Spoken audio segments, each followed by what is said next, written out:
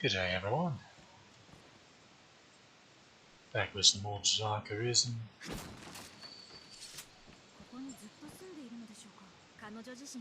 Last time we went through the first third of It's Black from level 1. And now we're on to the middle.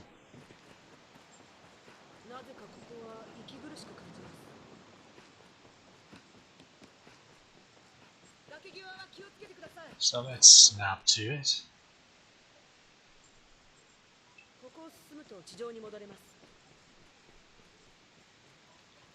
Did I?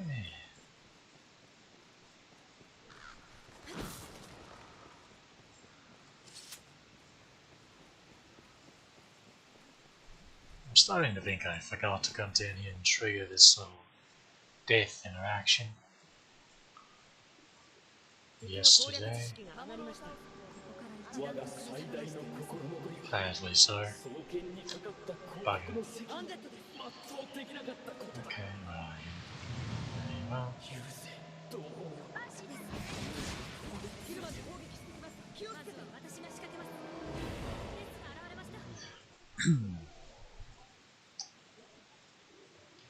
It's a shame it's so annoying to deal with pawns when you're fighting dead. If I could just go easily just hop back in the rift and reacquire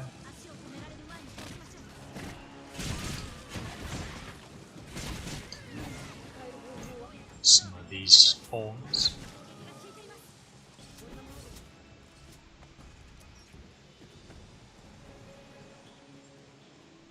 Oh, never mind. That's the upgraded version of the dungeon where the wargs start. Oops. But since these are just offline pawns that I had to edit myself using the mod, which is a bit finicky, or at least I'm not clever enough to make proper use of it. I really hoping that they don't end up off a cliff sometime. Speaking of,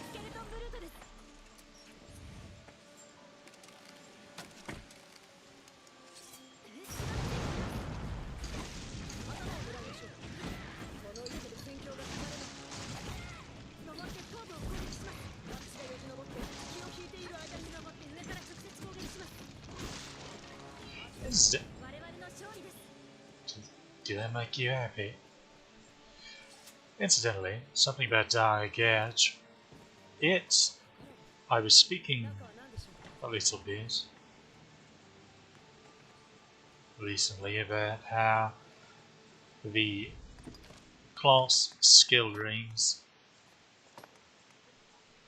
sometimes the tier 3 skills that they provide are actually downgrades for some reason.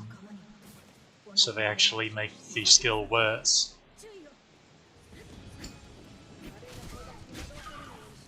In various ways.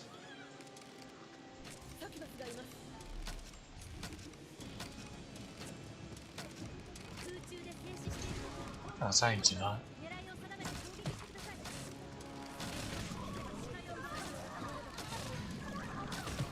So the key about flyers, if you can actually get your vertical one of them is their circling. They follow each other's path.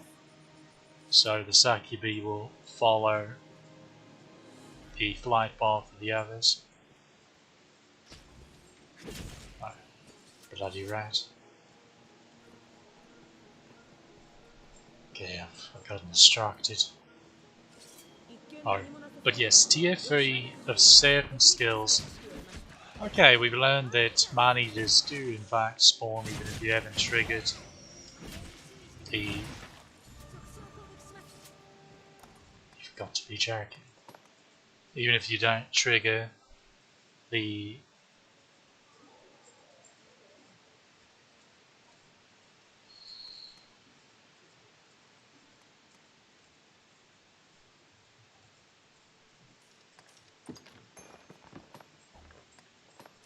scripted one. Okay. That was a really unlucky time for that to die.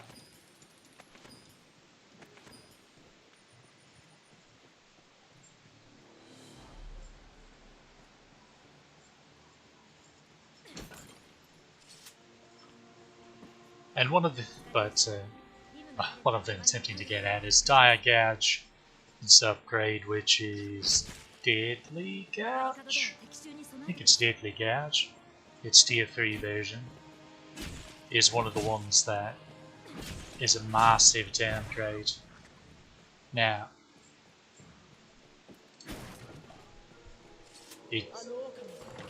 what they've done to quote unquote improve the ability is it lasts. So, say you're clinging to a foe and you hit this skill one time. There's a certain amount of little attacks your character will do. Now, if you just spam the button, you're just going to keep up indefinitely until you run out of stamina. Again, it's just like a sword version of 100 Kisses from the dagger tree.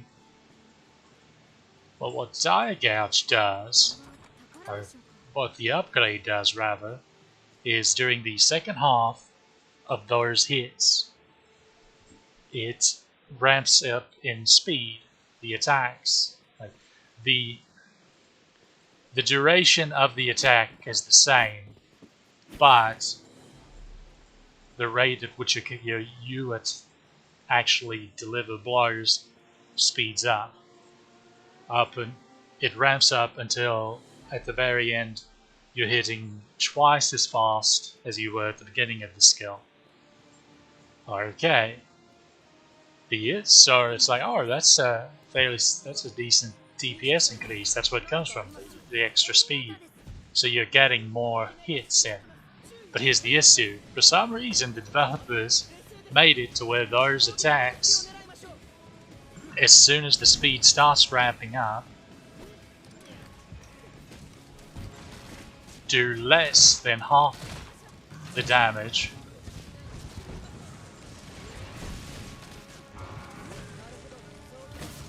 of the regular, the tier 2 version of the skill. Which means you're actually losing a lot of DPS, because that half damage that they do starts even before the skill ramps up to hitting twice in a row. And again, it does less than half damage. So I haven't the foggiest what they were thinking. It's actually baffling. But you'll find similar things in a lot of tier 3 skill ring skills.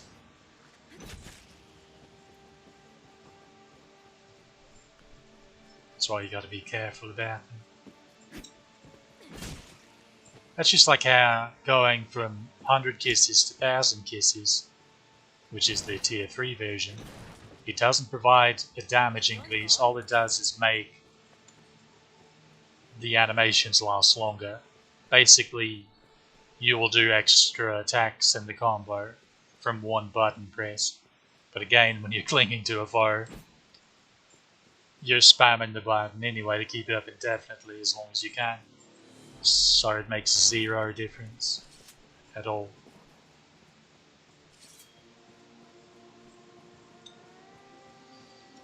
So yeah, that's a lot of fun.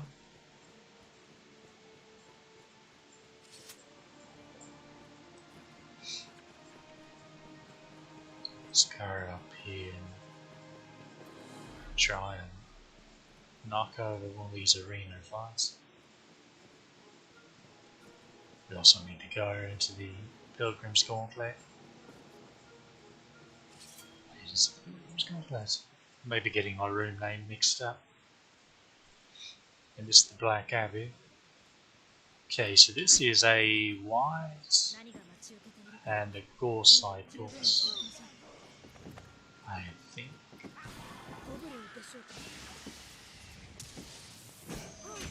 Yes, I was mistaken. Goblin Shaman over there as well.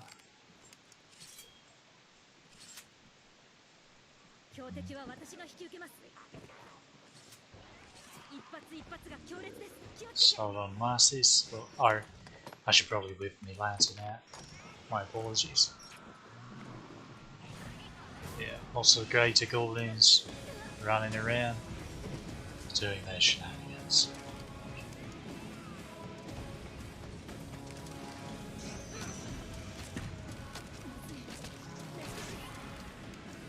Is that it? Seems to be doing up here.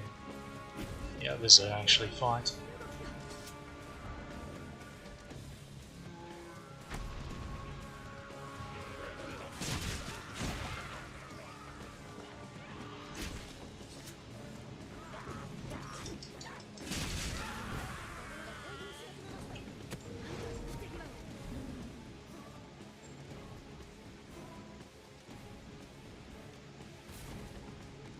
I dare say that Sorceress has lost her mind.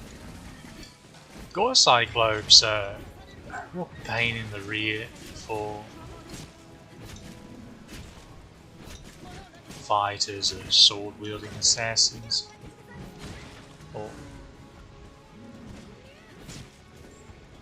basically characters that don't have much range to them, because you can only really, well, the way they're built and they're kind of quick and they clip through themselves quite a bit, so it's difficult to climb on them for one. Wait a minute, where's that coming from? Wait, seriously, where is it coming from? Oh, I see you, lad.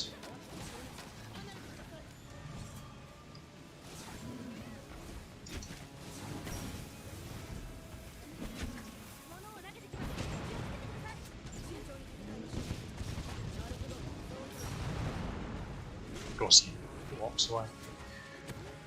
But yeah, so that kind of stuff happens a lot. As you can tell, they hit pretty hard.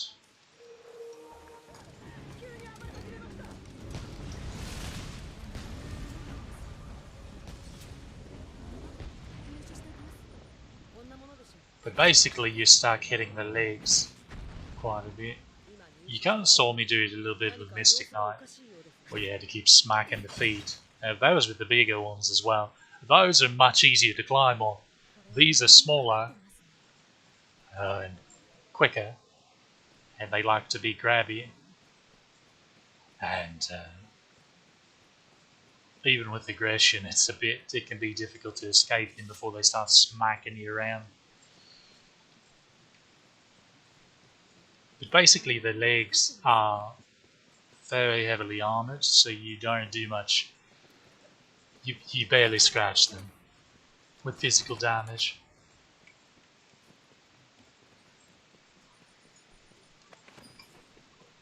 And it can be difficult to get up to the eye, but we have a bar. Yeah, well, it's a rusted bar, but a bar.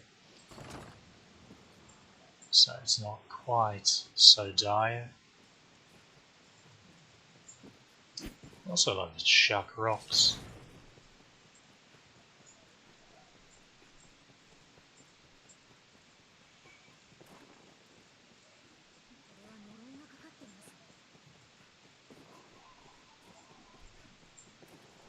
Is this the one that has... No.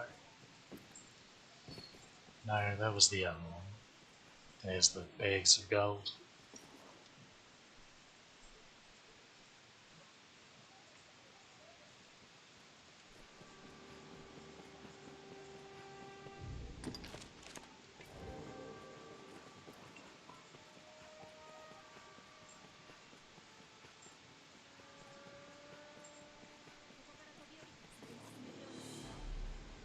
Yeah, we should probably actually go that way, come to think of it. Keep your reminds me.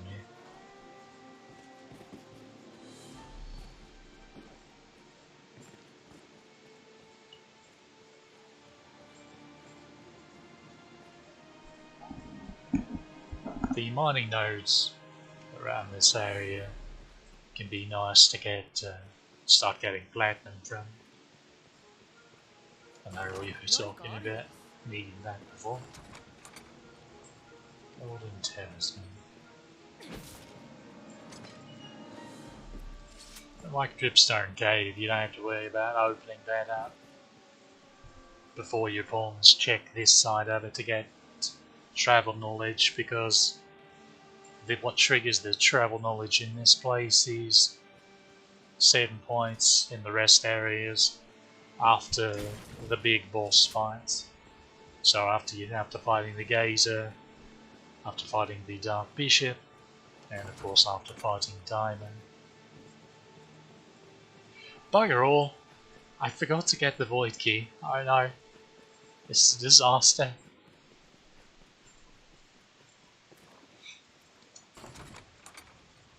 Jewel of Time and Inflicts Torpor, as one might expect. What's this one? Creative, very creative. What if we can actually damage the Cursed Dragon? Probably not. So we'll just have to bail, I guess.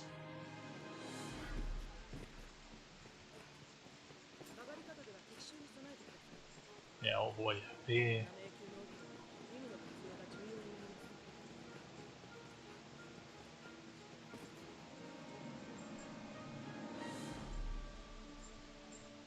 Okay, let's I don't. It's shaped a bit like a sanguine stalk, but I don't think that's what it is. I haven't really taken a look at all of the arch stars recently, at least. Wait a minute. Yeah. How'd you get here? You were just out there. I think we didn't notice. Hello, salamander.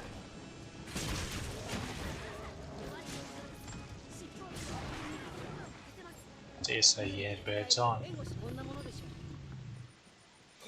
So this is a tin of water.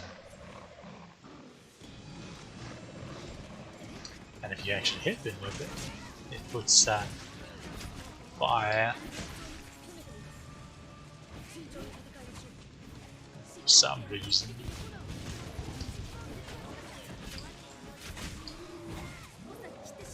I have terrible aim. I'm shocked that I actually hit him a couple times there. Because my aim leaves something to be desired when throwing at him for some reason. Often.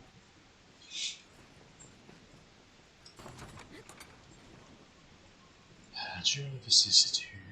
Okay. Pretty sure that's Armadine. Probably.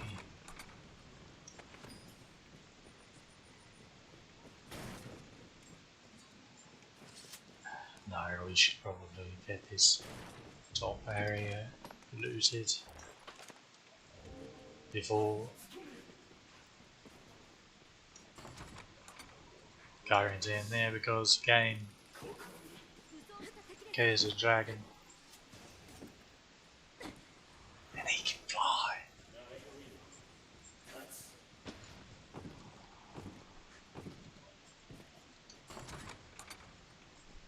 Level 1 weapon.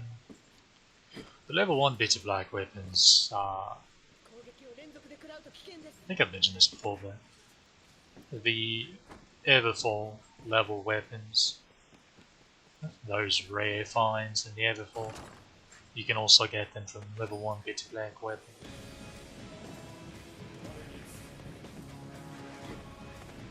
And it wasn't like this in the base game, but in Dark Arisen, they buffed, I feel like this is stuff from another before, but whatever. They buffed the dragon weapons, which are the weapons you get from killing Grigori, which is the main story, the big red dragon from the main story, the one that took you out. Oh, I'm still using daggers. Oops. that's fine. And now, let's go back to... So in the base game, you get the dragon weapons, and then you'd go to the Everfall, and you would... Oi lads.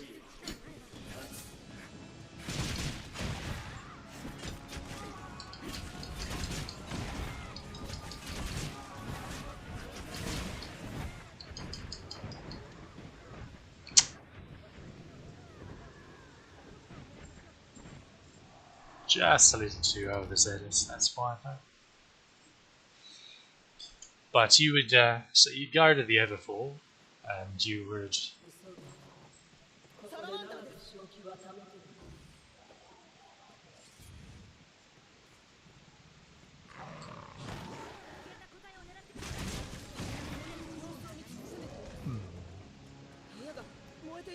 I think we finally might have hit the kill count on those for her then. Because I was trying to pay attention of... Because I know I've hit them with flasks of water before to douse them. But she didn't get the knowledge until we killed it. So... stands to reason.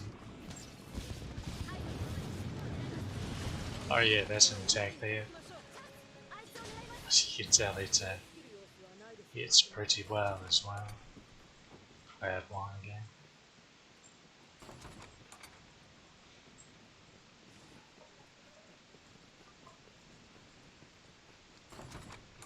Oh, but yeah, you would go to the Everfall, and besides collecting the Everfall armor, which is the best armor available outside of Bitter Black Isle,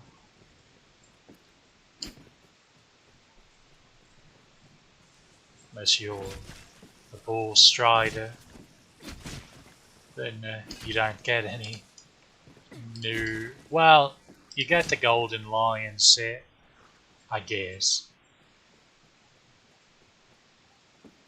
It's a bit doofy looking though, to be honest. I'll go and say it. So, the corrupted pawns like these are some of the toughest enemies in the game because they don't stagger. That's actually what got me there, is the fact they don't stagger. Also, they can do that if they want, where they can just dash a lot. Wait, I'm gonna waste a wake stone on me being silly.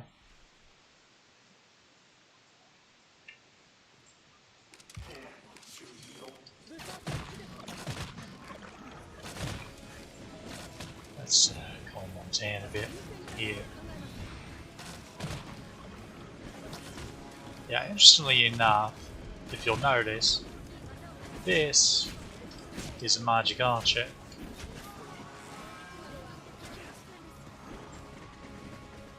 Okay. I think I've got them all. No, I missed one.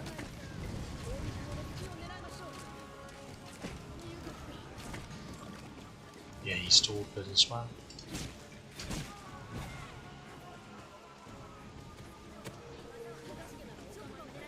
Oh, you need to learn how to perfect block better. It's actually pretty bizarre that you're having such difficulty. Yeah, this is odd. I've never had a fighter pawn that struggled so much to survive. Like, she has really good armor. She's got a really bloody good shield, so it's not like they're breaking her guard now. Because this is the shield you get from the dragon. And it can stand up, when it's fully upgraded, it can stand up to a lot of stuff. We haven't. Like, you have to get up to, like, eliminated charges and condemned gore cyclops, club smashes, before you can start getting into things that might break its perfect blocks. But she'd be struggling. Although a lot of that is because, again, since these are offline pawns, their bestiary knowledge is abysmal. Because that does make a big difference.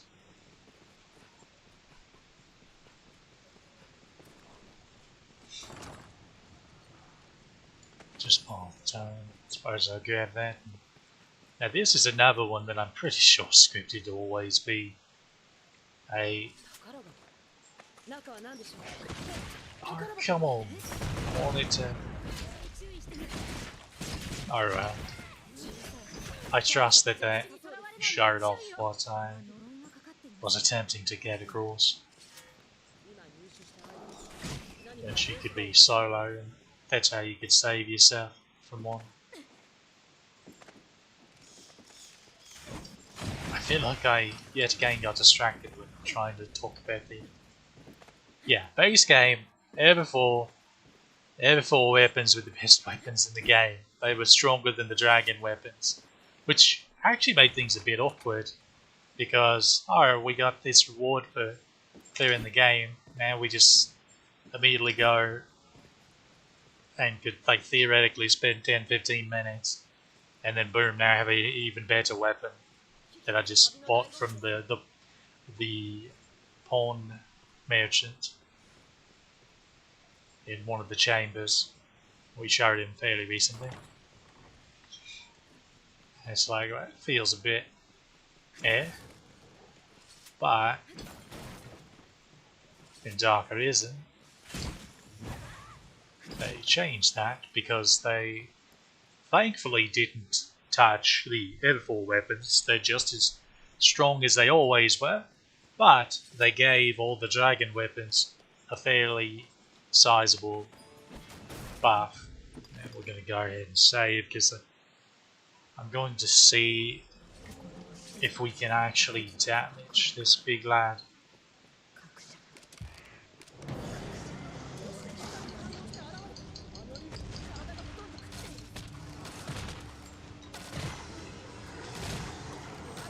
The answer to that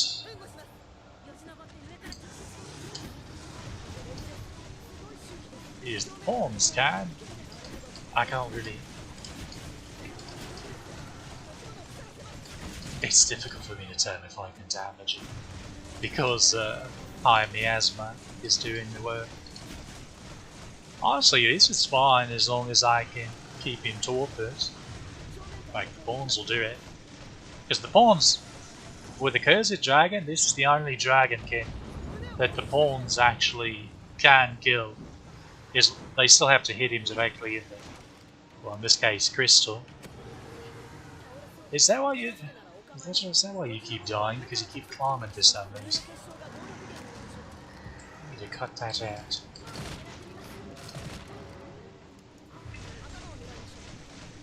What's happening here?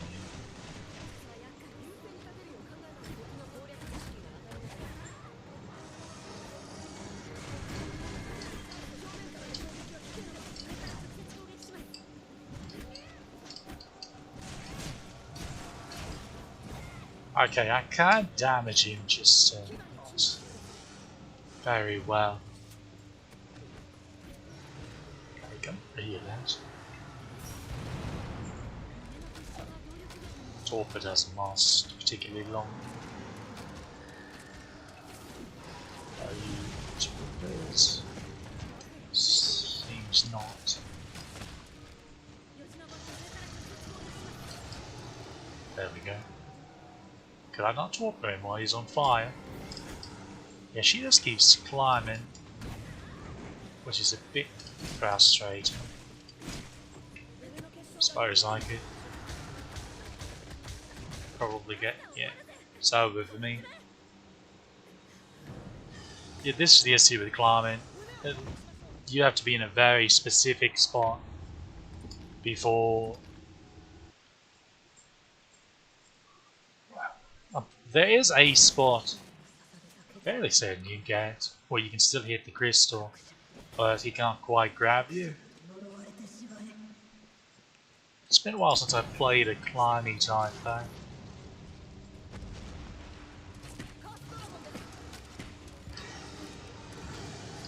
This one, well, I've obviously not played it Strider on stream yet. That's the climbing king. We're not going to waste too much time here. We're just going to give the pawns another crack at. I really wish she wouldn't climb. She doesn't have scatter. I don't think. Yeah, she doesn't.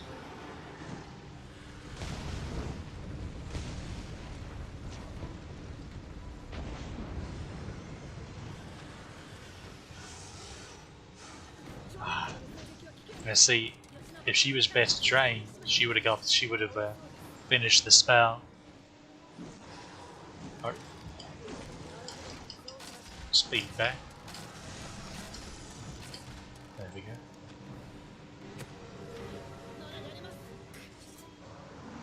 But yeah, she would have finished the spell. And then, see, she's casting Giselle now. He's resistant to ice. Both of those are climbing. Well, one of them is a strider, and so it's good that she's climbing.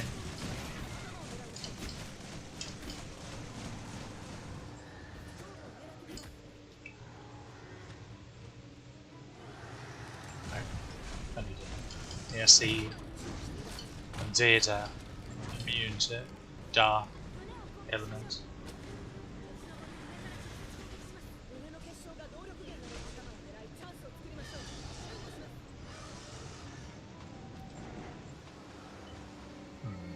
She was trying regular blocks there.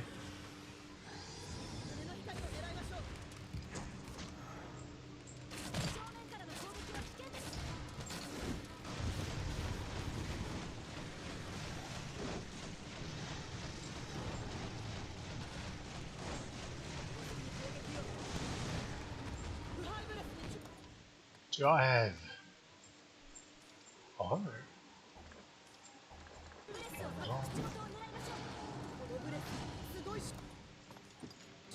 Let's try this. This should be a Harley spell.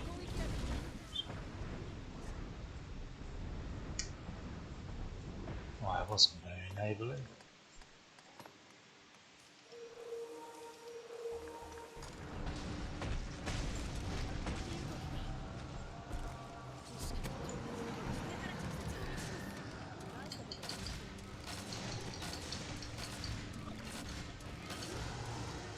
Okay.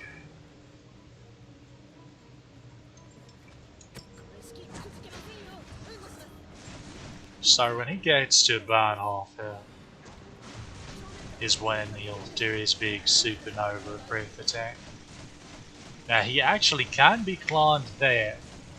Well, depending on his position. No, I don't want you casting Maelstrom, love. Cast Spiralize. Okay, whatever, you'll land. Maybe.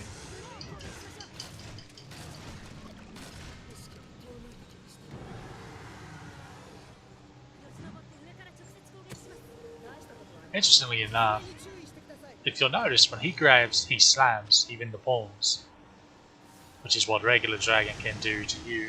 They'll grab you and slam you. Whereas the pawns, they grab and whisper an incantation and possess them, so they start attacking you. But with Curse Dragon here, he doesn't do that. He slams the pawns as well.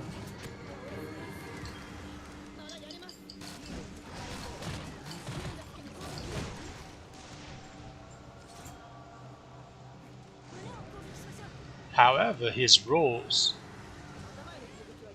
can... Let's see how much damage this does to him.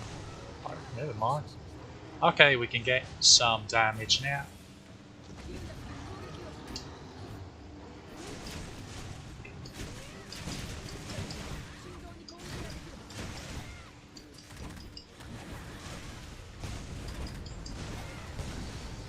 Can't even bloody... Okay, he's going to...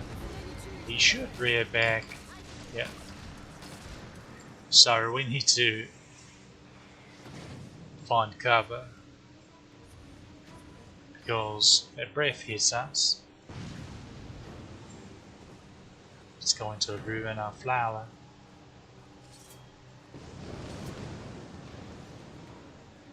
Okay. Took him a while to charge, but the issue with so he rears up on his hind legs when he charges that, right? Okay. He's it's an opportunity to climb him and wail away at his chest, especially if he's torpid, because as you can tell that took a while of charging.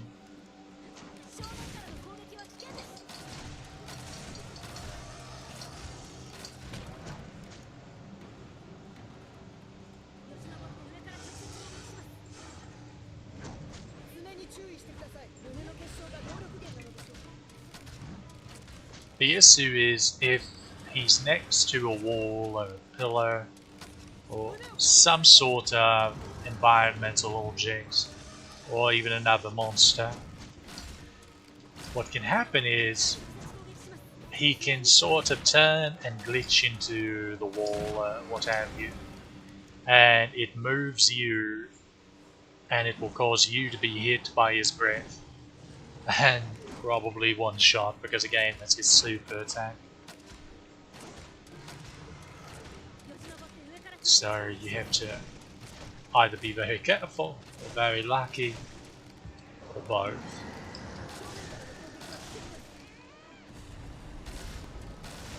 This is without a doubt the worst fighting one I've ever seen.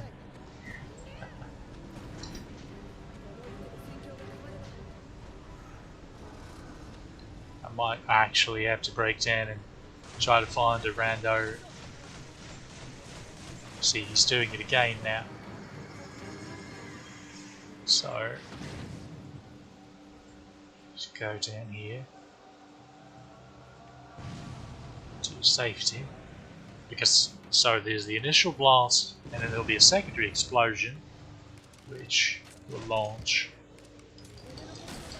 Oh, he's going to climb. Yeah, he's resetting his position because he glitched into the wall a bit. So, Dragon can, that kind of rule right there, can possess them.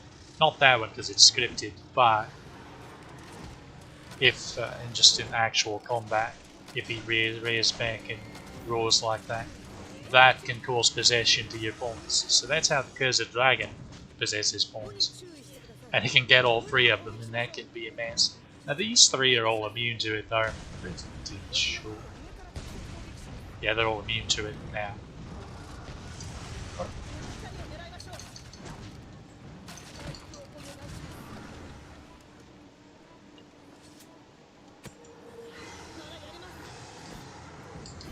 Yeah, see how you read back there?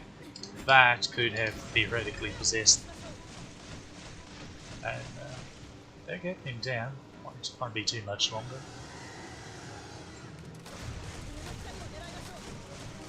This would have went a lot better if one I could actually damage him. Well, I can with my sword, but since I don't have dodge roll, I don't have a shield. It's a bit. Also, he pretty much one-shots me at this point. It's just a bit too sketchy. You know what? Let's.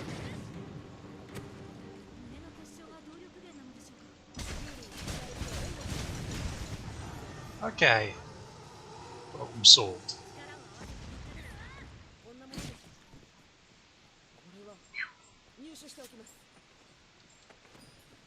That was sketchy because he was right there by the wall. If he turned a bit, it could have glitched me into him a bit, and the breath would have hit me. Because he actually partially got the attack off, so I would have been pushing up daisies.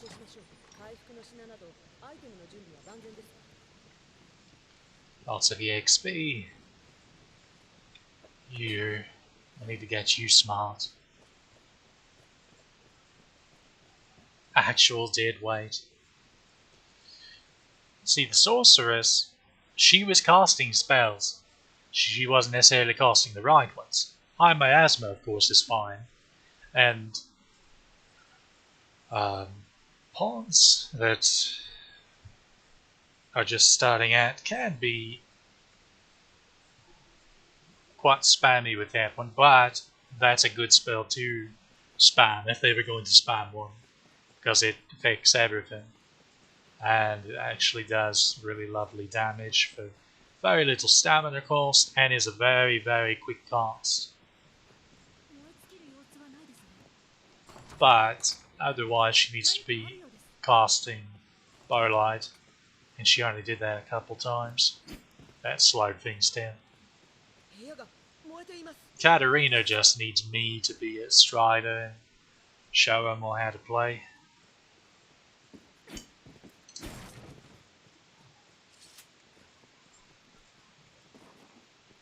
That will be helpful for her.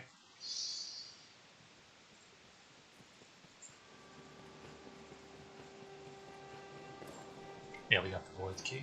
Otherwise that bugger wouldn't have spawned.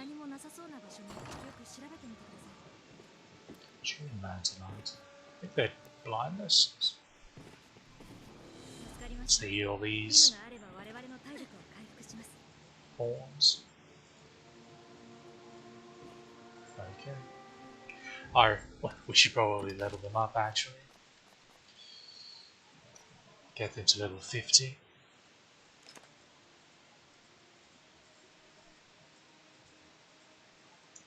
Stats.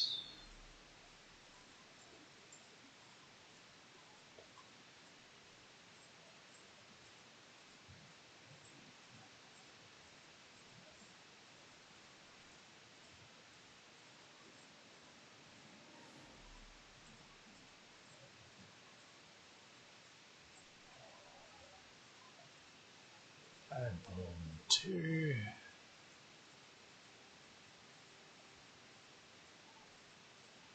Alright, we'll keep the levels as ranger and we'll add 10 warrior levels.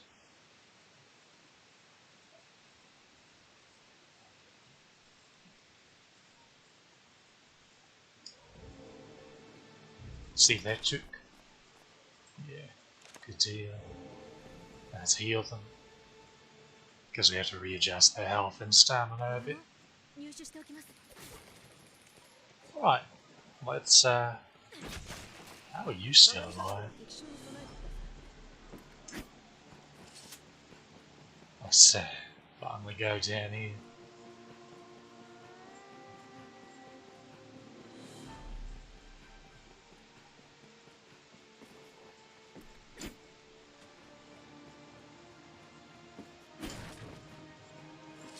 No, what's the chest? Stone shard. Body of a wake stone, so no sense in getting more weight till we need it.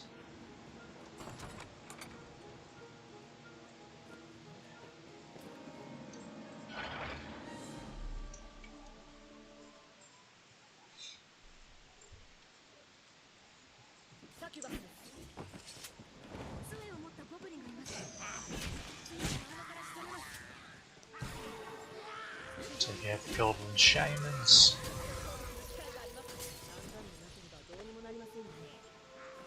Watch out for succubi because there are a lot of them in here. It's very difficult to see them.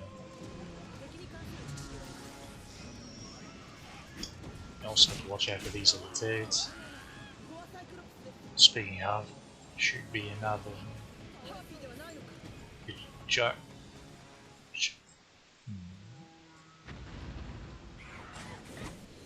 Oi, it's not very nice.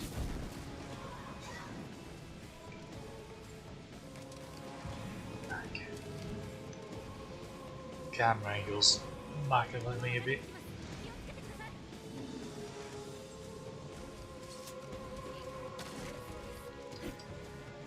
Okay. You have fun with that.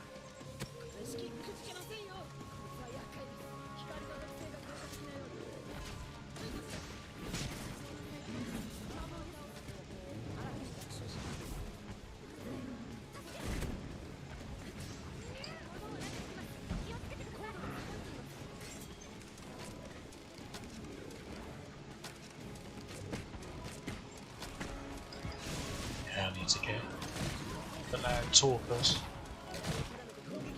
Okay, now I need to. Don't know, there have to be more. Oh.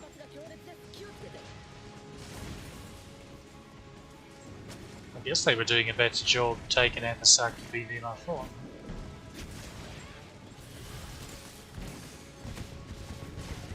I'm having the worst time trying to grab on.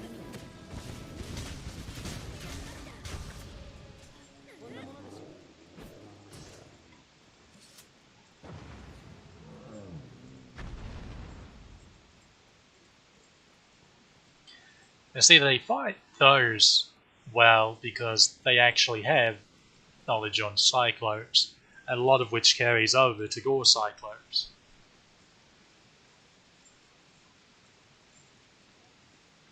You clumsy bugger though, falling not way up there.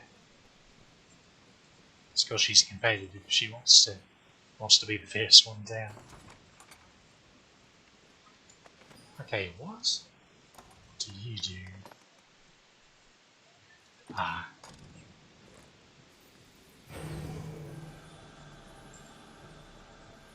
I see.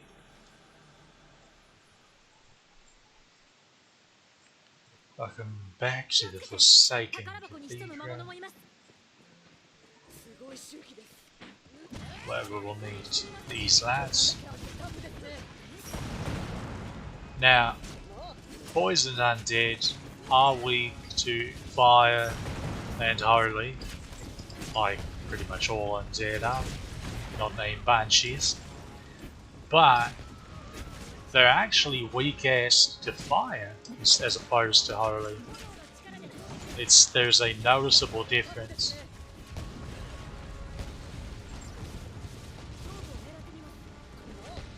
Let's just put that cloud there.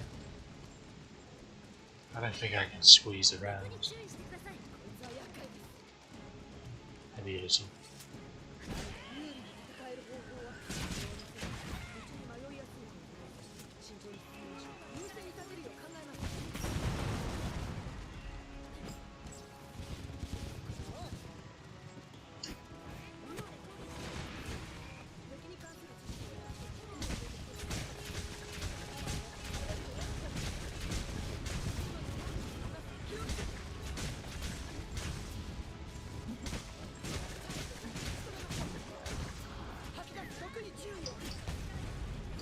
Gotta be careful when climbing on them because it's not really a safe spot, because they'll start flailing their arms and they'll vomit up their little gas, and either one can hit you from various positions. Why are you always so damaged? Let's double check what her name was.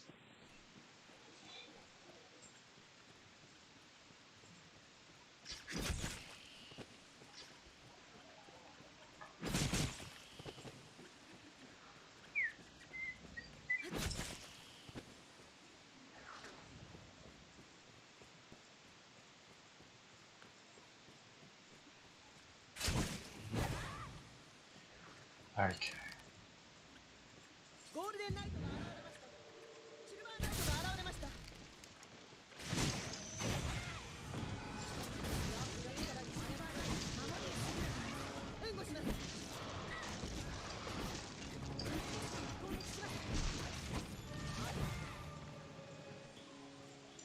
Well, that was easy.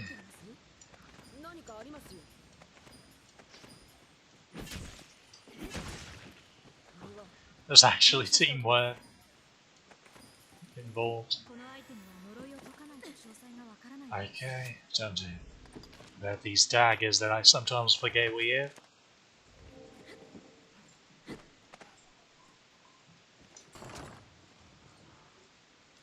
Suppose we'll take it.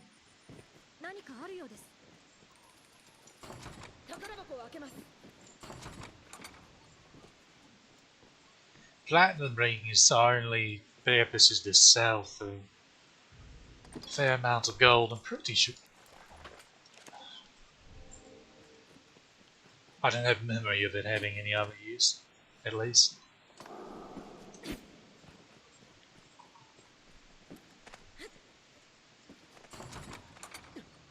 Lara's here. I'm shocked we haven't had Elder Ogre spawn yet. Although, since we were able to damage because of Dragon, I believe we'd be okay for now target. Especially if a certain someone will cast High Fulmination. Generally though, they become quite easy to deal with if they're torpid. Well, there's the Golden Lion padding. So, if you were curious, this is the best, in base game, this was the best chess piece, defensively wise, at least. A Strider could equip, whereas Ranger and Assassin could do Dark Lorica, which is what I'm wearing.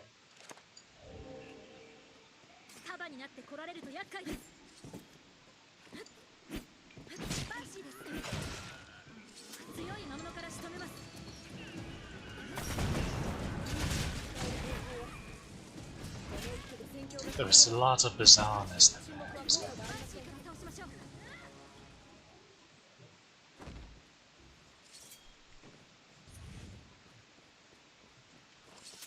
I'm a little surprised that I could pick her up off the ground like that.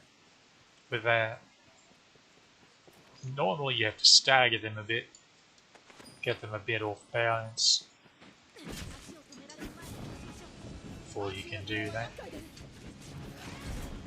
That guy having terrible, yeah, like that. How she was, or a larynx.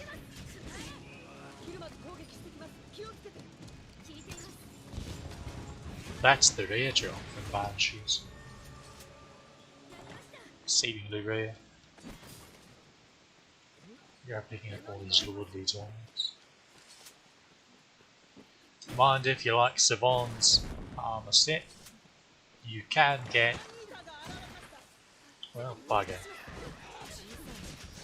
You can get his gloves, those braces from that chest.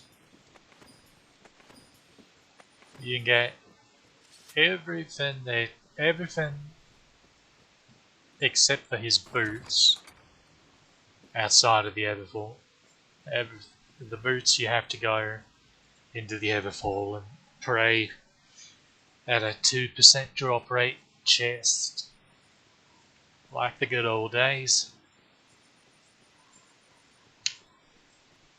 It really is a shame too, because if your luck's anything like mine, it makes you feel it, that 2% chance. Okay, how are we? Looking good. Let's go.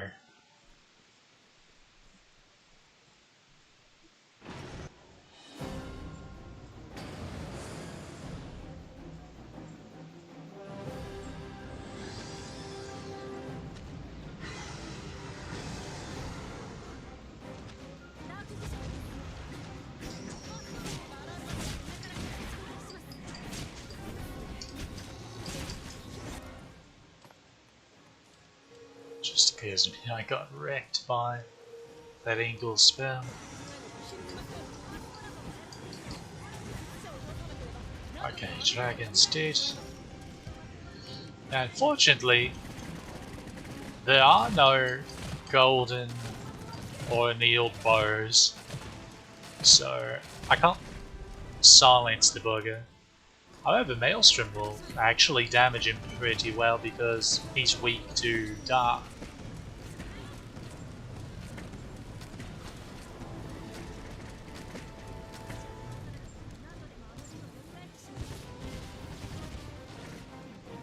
It's alright though. Pawns, are you going to stand in the execute? She stood in the executage. She's going to be on the ground by the time this little death scene plays. Oh, no, it cancelled it. I'm actually pretty surprised about that. Looks like we're going to have to level them some more.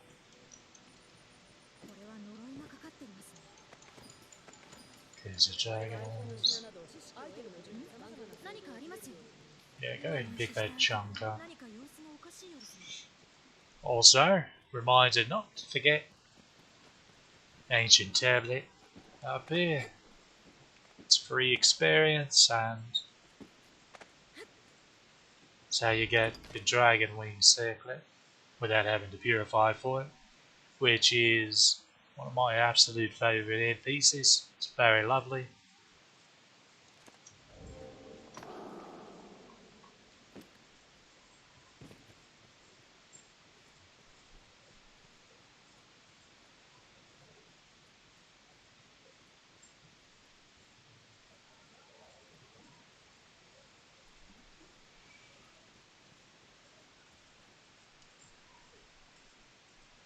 Again, you come out here and they get area knowledge. No barrack. There's Haber. Some leaf worms.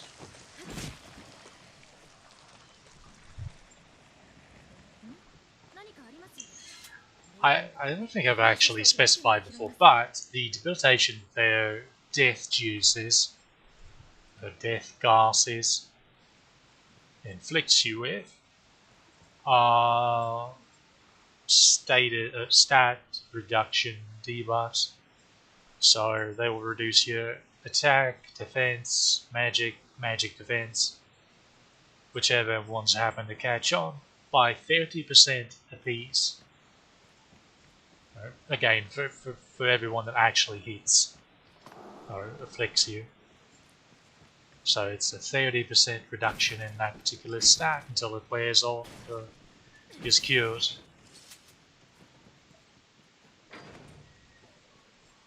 So quite substantial, really. And they do love to spam that nonsense.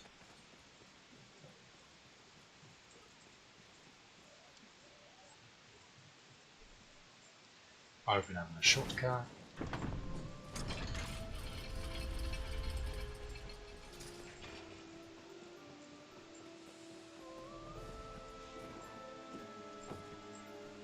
Well, she has some tongue wagging to do.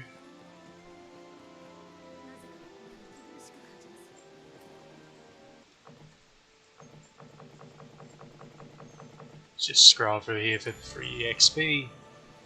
Okay, that's a pretty good level to shoot those two up to. We'll gain 15 levels instead of 10.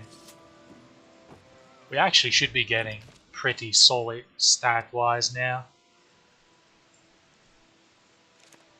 to where we can muck around a bit. Of course, the pawns have been fine for a while. It's just, since it's this hard mode, the Arisen gets the full penalties. So I'm a lot squishier than they are, and I do a lot less damage than they do. For now. Okay, so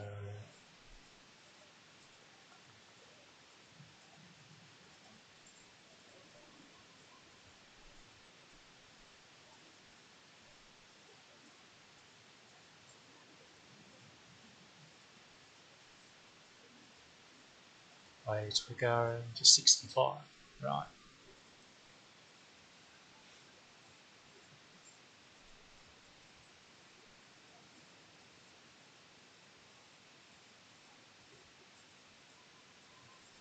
Now it's your turn, fighter.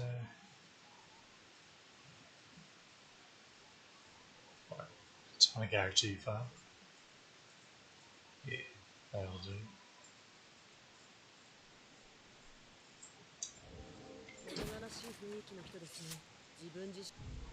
Let's make sure it all took.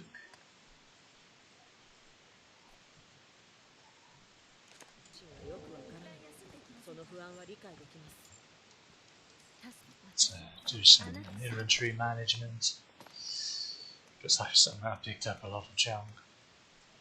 We'll keep that. We don't need that.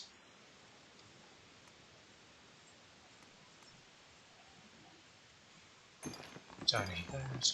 No that. Let's get rid of these. Oh, yeah, that.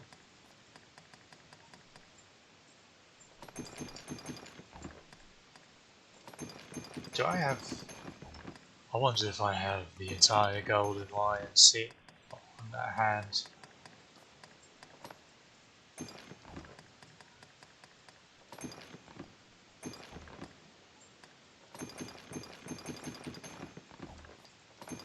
I need to make them carry all this junk around.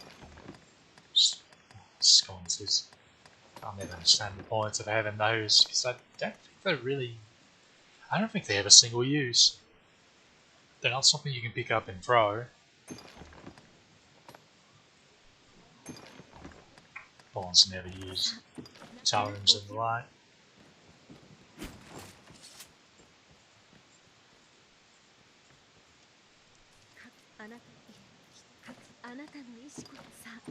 No, not that one. Change equipment.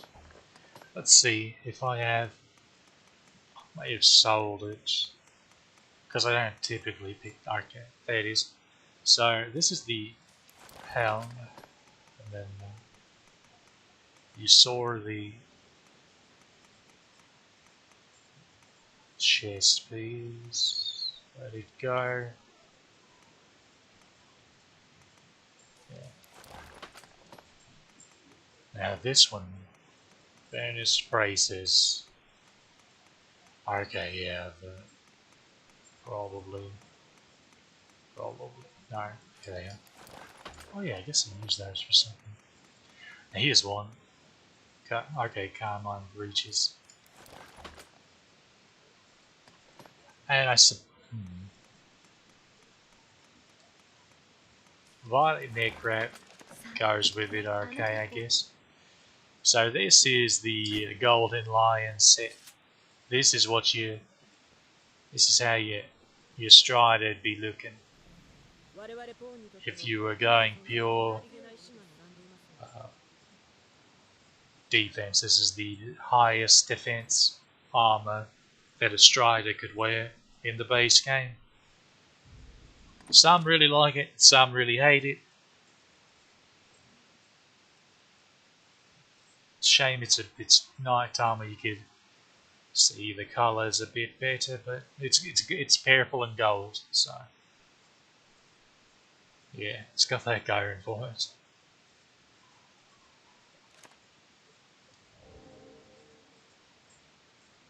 Also, I don't think so. Some helmets have like a face mask that when they're in a rest area or a town is removed so you can see their face. But then when you're out in the field or where there are monsters or combat is potentially there, they'll have it covered.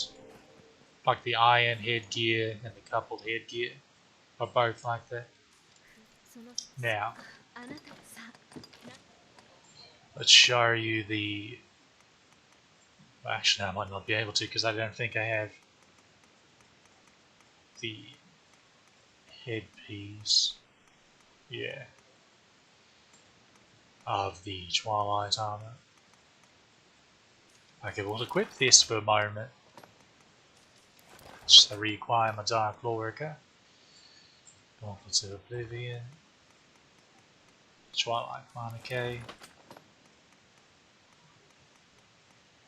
Twilight Greaves. And it's the Nebula cloak. I don't usually use it though, because the Minami neck wrap, it's identical to this, where it's like the block. Where is it? Ebon neck wrap. It's like this. Okay, so the Minami one is like this, except it shimmers. It's very shimmery. Otherwise, it's identical. And the Nebula cape, which is technically part of the Twilight set, I guess, looks identical to this, except for this little trailing piece that comes down the shoulder. So it's just the top part. So I far and away prefer the Minami neck wrap. Now let's use the mod to swap this silly little mask to the Twilight mask so I can show that off.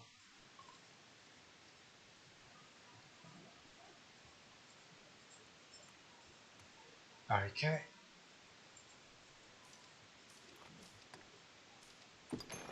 Now to make that take. Now see, she can't wear it because it's assassin range. Yeah, so notice that this isn't covering her face.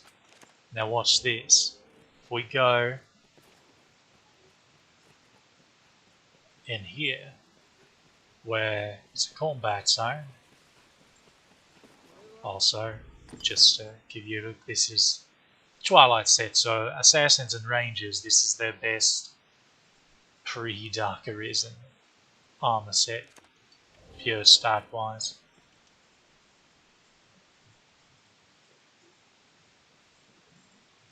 Now see, now she has a face mask on because we're into combat, so that's pretty neat. I do really like the Twilight set.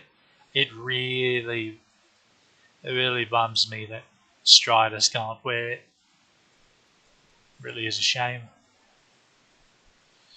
Luckily, the Oblivion set, which is the level 3 bit of black, yellow class gear, resembles it quite a bit. Like I've been wearing the gauntlets of Oblivion. You see that? They're different, of course. They're more ornate and slightly Middle Eastern design additions to them. But overall, they're similarities. Let's actually get more proper gear back on. Goggles, salt boots, swords mountain. Yeah. There we go. I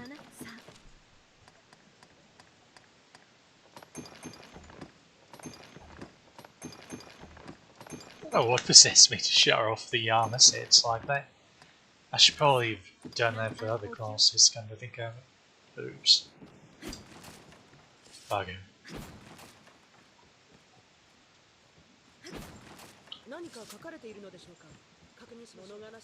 Maybe I'll do that sometime.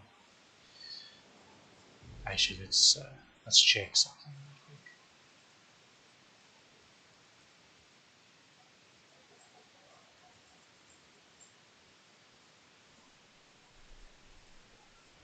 Okay.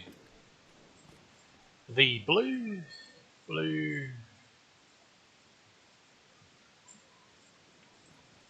Wait, hold on. I maybe.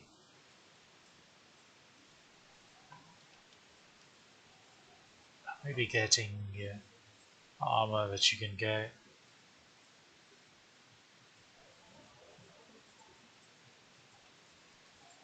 from the Black Cat mixed up. I can never remember. Well, I can remember some of it. I know there's the Holy armor set, which I'm not a fan of, for sorcerers and mages.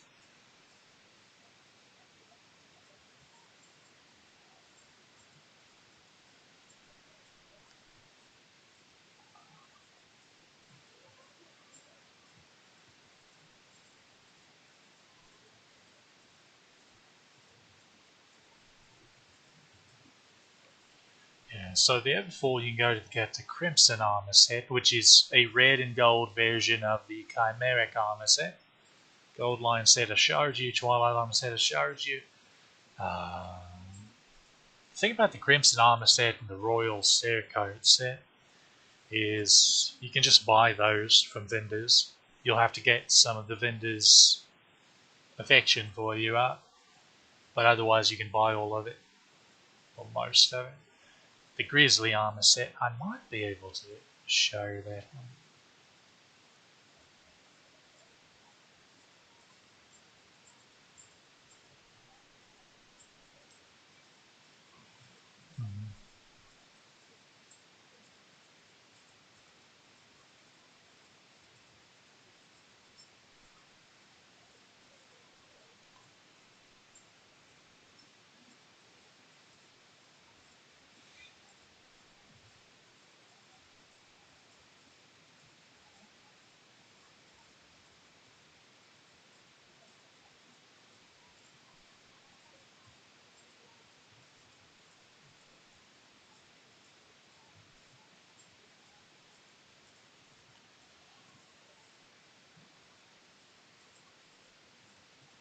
Okay, I'll have to switch to fighter right quick.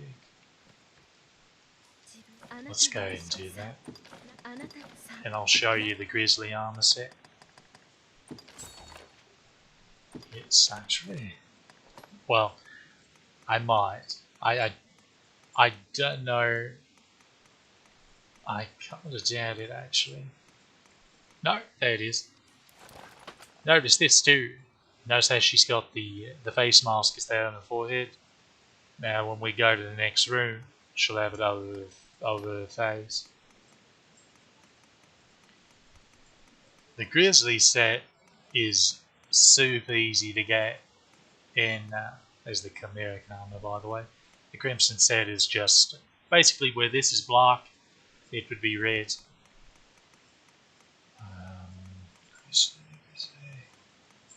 I might have sold all this. I sell all of it to clean out my inventory. That's why there's some things that you'd think I have that I don't, with as much as I've played. Because I did have it, but it's gone now. Ah, this may be one I have to, yeah.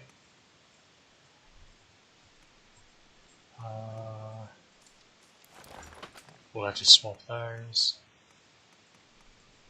The grizzly greaves are actually fairly similar to the ones that we have on. Kind of spiky boots.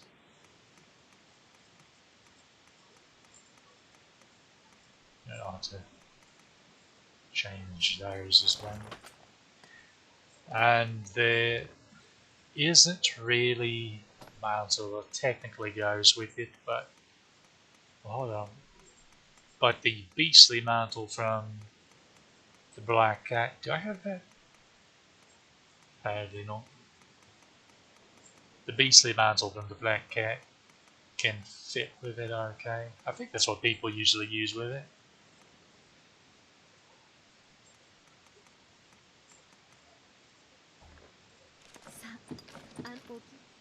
Okay, let's show off. Grizzly, right, grizzly.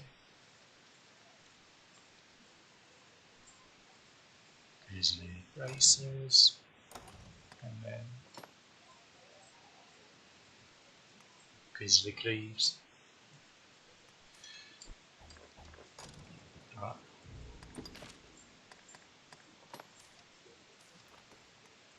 Sometimes it's nice to hear you don't have to actually go through all the hassle of doing this, but that wasn't the case this time. Now, strangely, Striders can wear the boots and the gauntlets of the Grizzly set. Everyone with mages and sorcerers can. So yeah, this is the Grizzly armor set in all its glory. So this is the... Aesthetically, it probably fits more warrior type, but fighters or warriors, either one can wear it. Mystic Knights as well, of course. And then here you see she's got the full helmet enclosed.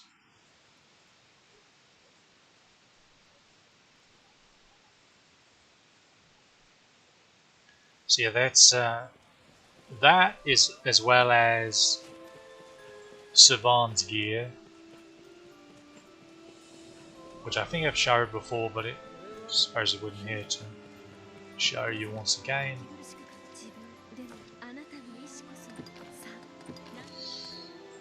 Now, Savant technically doesn't wear any headgear, but it doesn't have to go and slap an ancient secret on.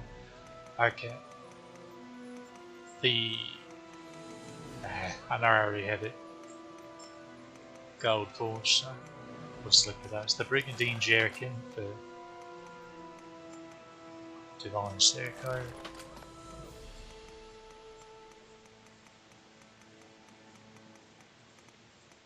Shadow Gauntlets. And then Labourer's Breeches.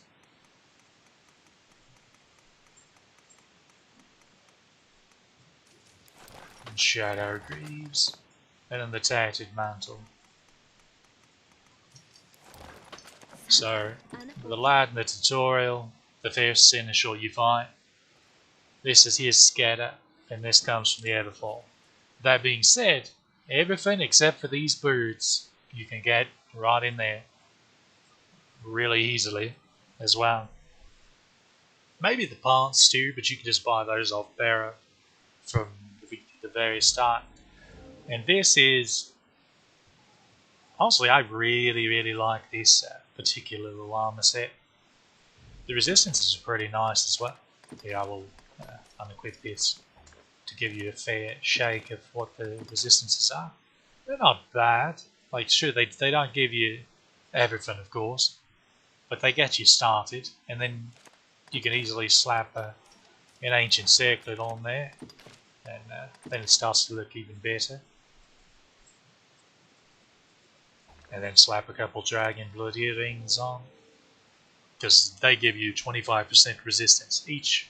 You can have up to 2 of them, of course, because you have 2 ring slots. And dragon blood,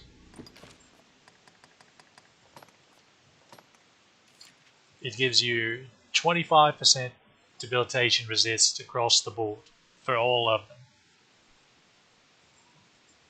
So you can get up to 50% for just slapping on 2 of these rings. And these come from the Everfall as well, but you can also get them in there. So yeah, this is one of my absolute favourite fighter get-ups, is cosplaying Savon. It's really nice. I think he looks quite sharp, nice Templar look. Let's go back to Assassin.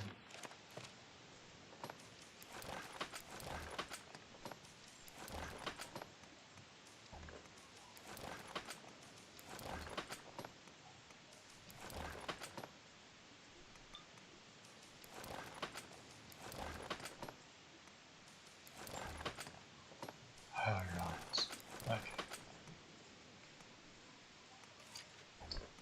Is that right?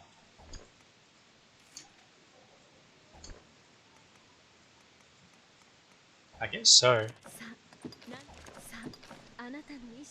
Alright, I'll have to reset my skills because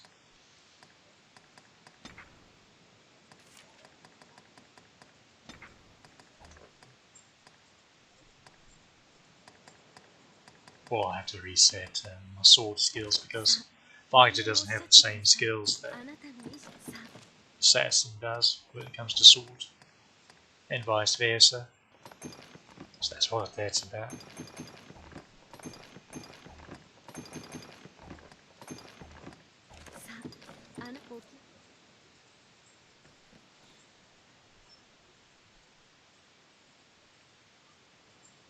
Alright, let's...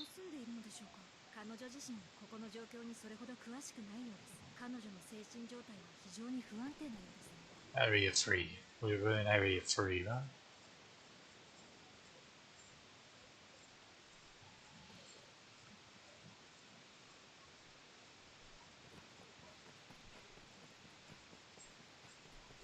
feel like I was wanting to show something in here, but for the life of me I can't remember what it was.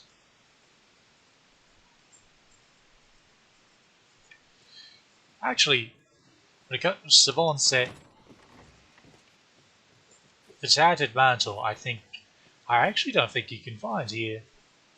The cloak, the Tattered Mantle, I believe, only comes from the door right before you fight the dragon in the Tainted Mountain Temple. Okay, she blocked the wall, but okay, she perfect blocked. I will say Burst Strike and Slice and Wind are useful abilities. The little dash attacks are fairly useful when it comes to Wolfgang and the like. Custom. Alright, let's not make you go through having to watch me do all that. Loading in late like that is rude.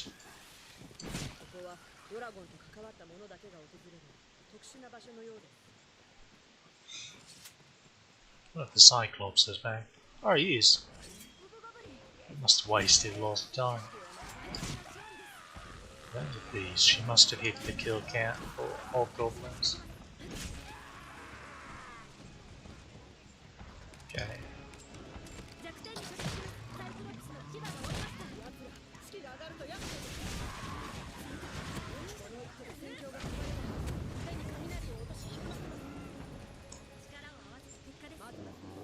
Well, I thought about helping.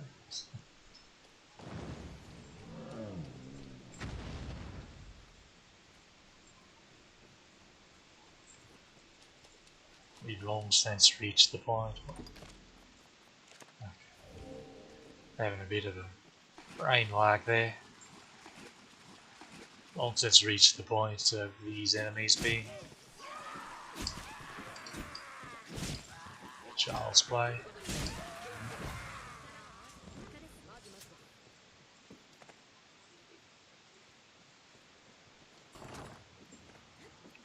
Novice cart. It's actually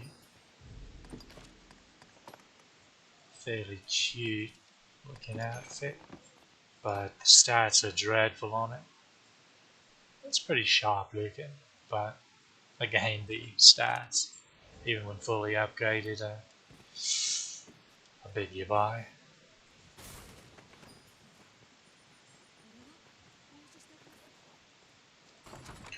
Amusingly enough, some of the stuff you can buy in Cassidy's from the word go, when fully gold rarefies, become really stout. Well, solid defensively, but have really nice resistances. Or even just outstanding defensively as well, some of it.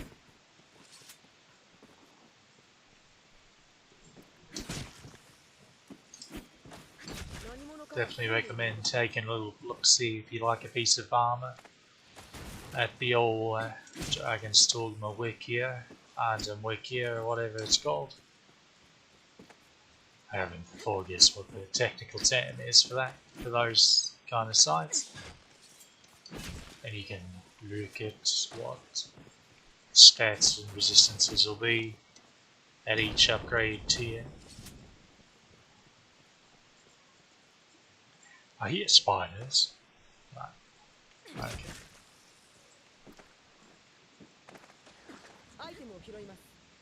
Should be one more, yeah.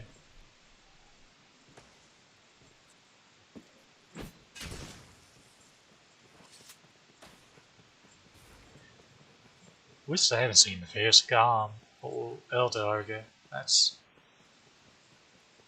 probably jinxed it, but we'll see how it goes. Actually, I hope I did. Come on, where are you?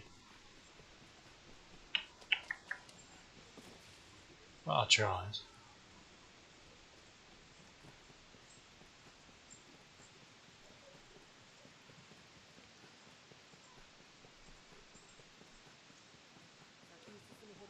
Why are we here? Ah, bugger. I remember now. Hold on.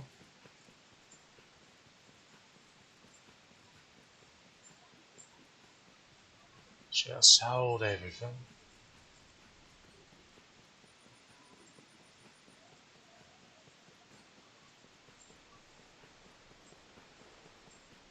Actually, yeah, I need to fix Wig of Water. So, do hold everything for just a moment.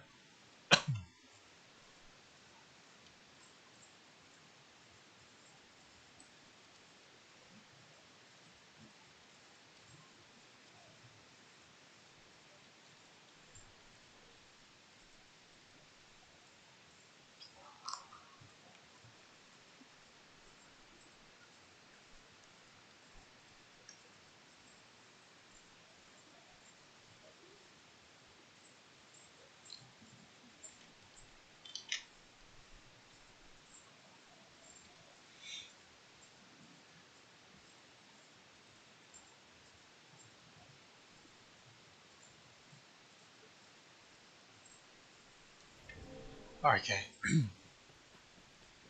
There's a water just about killed me. I forgot a Moonbeam Gem because now I definitely showed the usage of Moonbeam Gem all the way back in our very first playthrough of Magic Archer, but wouldn't hurt to show it again. Plus, I think we're high enough. Well, we're definitely high enough level. Once you pass level 51, you 51's the highest. 51's the level cap for the level 3 bitter black weapons. For level 2, it's 46. Yeah, something like that. Grab another Moonbeam Gem, and then we'll go back in here. I'll remind you where a really nice short fire is.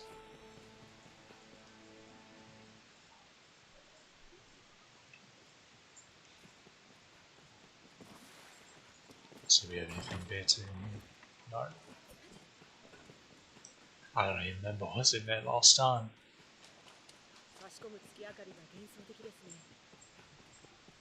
Do you not remember?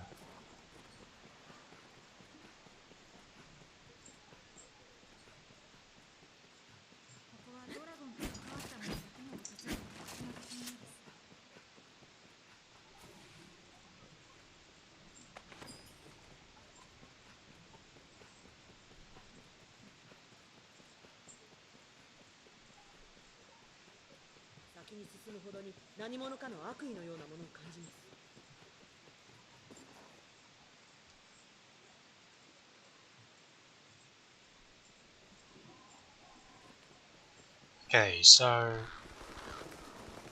down here, well, these, so there are 3 doors right here. These aren't the ones we want, but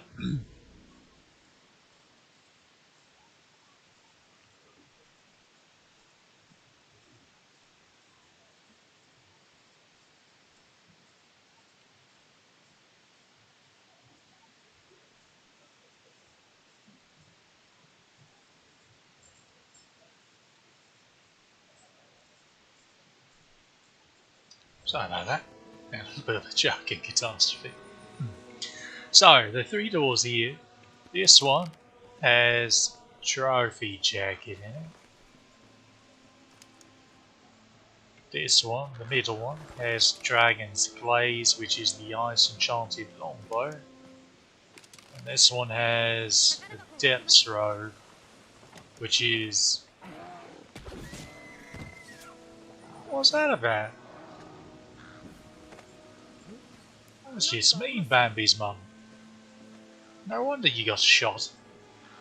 And this one has an Adept's Robe, which is actually really nice robe for blue classes. And your best bet if you're rolling a male sorcerer and you don't want him to look like a Middle Eastern belly dancer, since that's what the Carrion and Grave gear is designed after.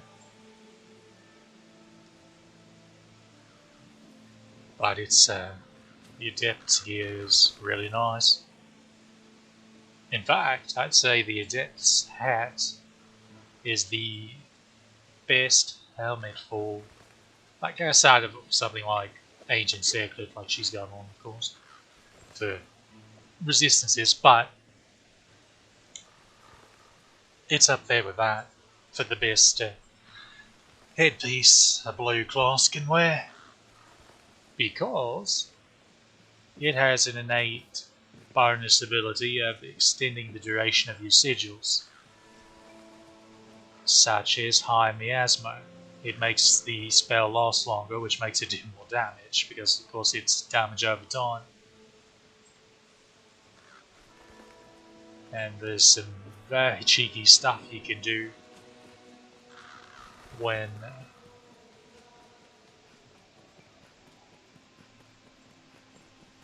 the miasma lost a while. As for the dragon's eye short bow, it should be right here. Hopefully. I won't have to run back and get another one. Yeah. And over here, of course, is the Ring of Perseverance, which increases the amount of discipline points you get and can stack with itself. So you can wear 2 of them and get a lot of discipline. Which is, of course, how you level up your vocation.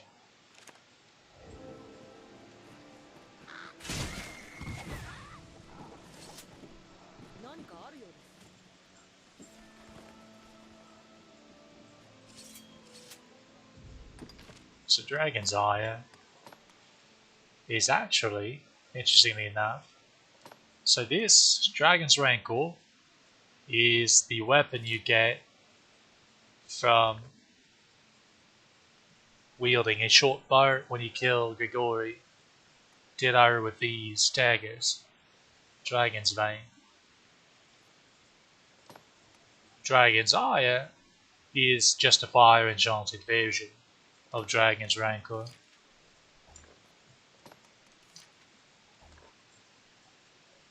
And it's the only enchanted short bow.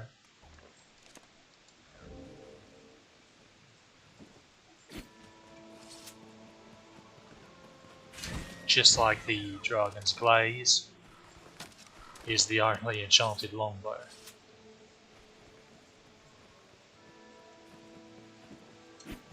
There really aren't that awful many bows in the game for their respective types.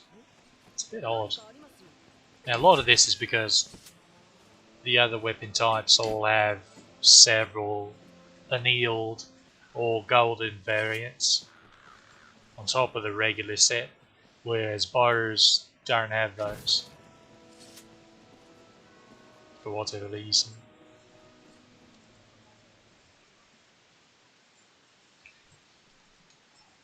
Actually, since we're here, I suppose we can see if we can scar up an elder ogre in here.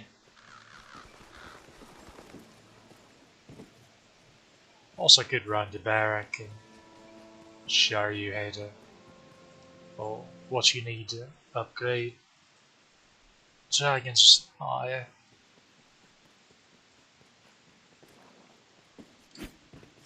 Of the two, I'd say Dragon's Glaze is much more reliable for you, just based on the element it's enchanted with. Like these lads, of course, are weak to fire, so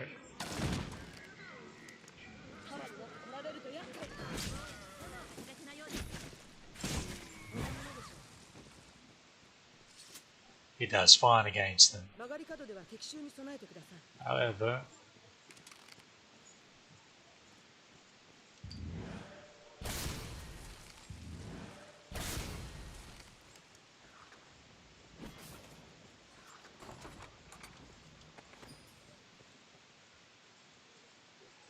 there are a lot of critters in this specific dungeon especially that are resistant or outright immune to fire, so it's probably the weakest overall element to have,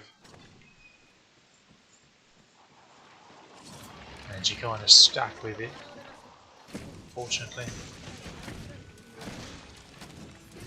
Did you try to sneak attack me, lad? It's not very nice. Shackle. Fun fact, you can take scrap iron and a shackle and create skeleton key with them.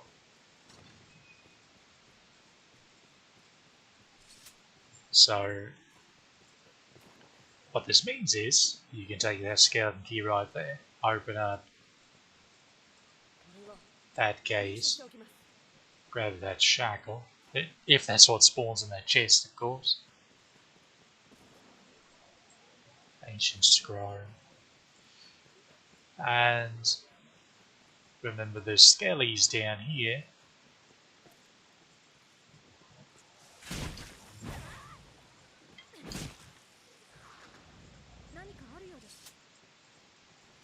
and they drop scrap iron, or can drop it. There are enough of them that odds are very likely that there'll be at least one of them drop. Probably.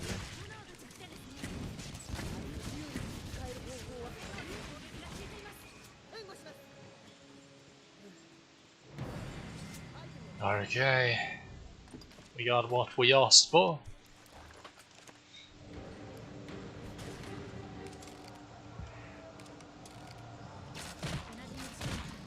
Let's get her talkers. There we go.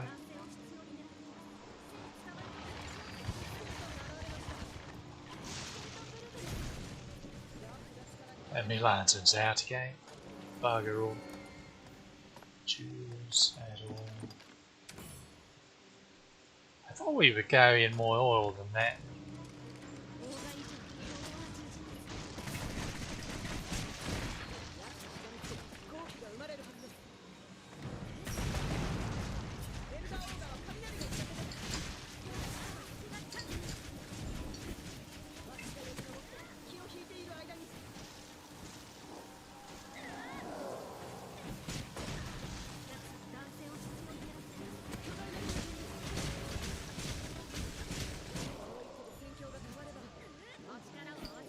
Easy as.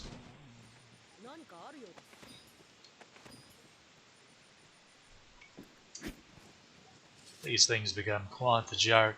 Well, as long as damage is able to be done, they become a joke when they're torpors. Big time. Dragon spit. Where'd that come from? Like I said, that typically one of these will drop some scrap iron, and nary a bit of it is here. That's actually really unlucky, to be fair.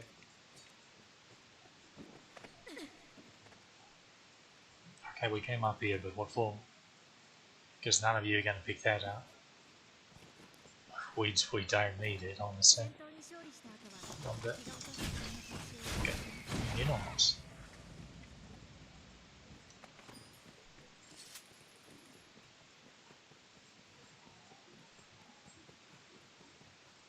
Well, at least got one Necrophage's beast out. Maybe we'll get some golems to spawn. We're not going to go in the next room, but we'll see how you do to these fine skellies.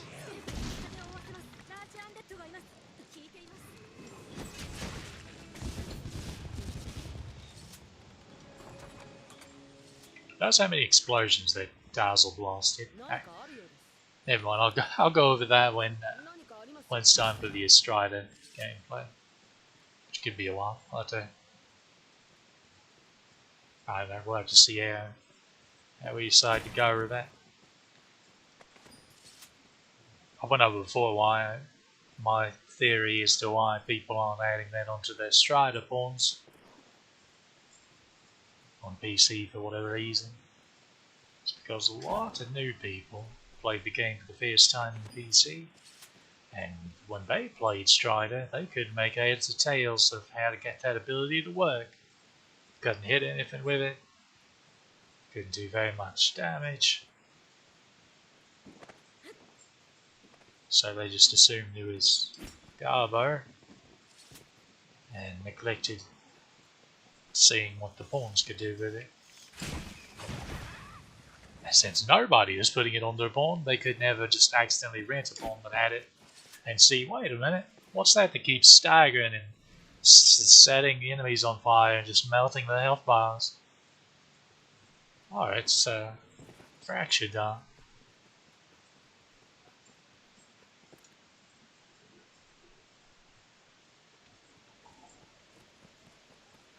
Okay, just going here.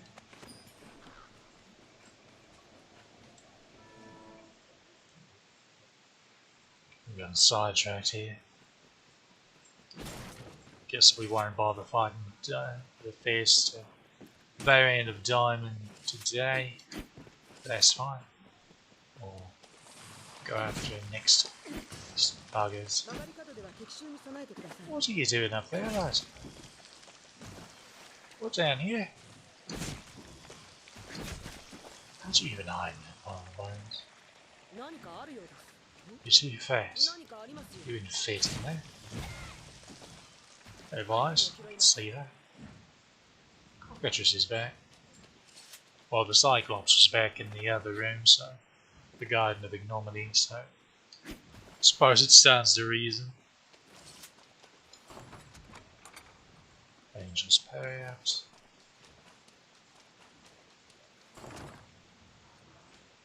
White stockings, multi-carrot. I think this is the one that can have the really nice short bow. Okay.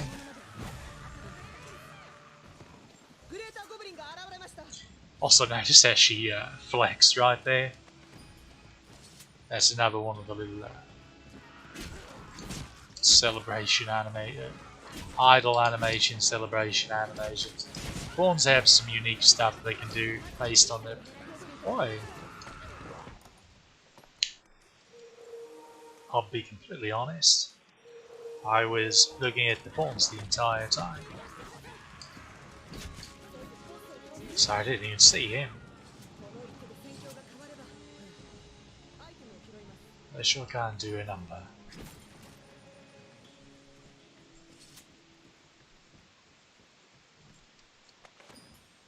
For that stomping attack. It's fairly stat.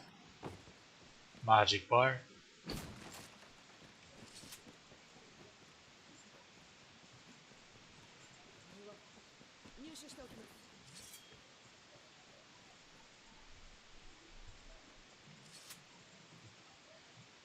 Where are the snakes?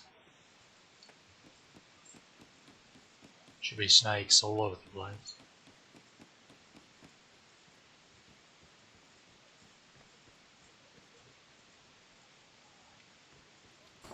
How bizarre. Alright, violent nick rat. Okay.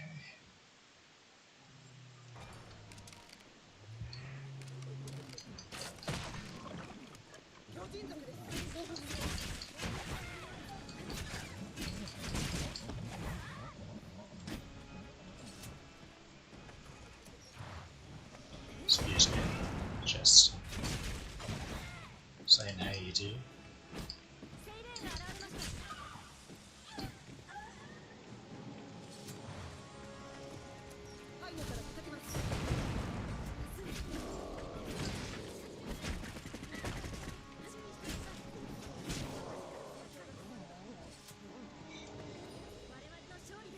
Almost feel bad.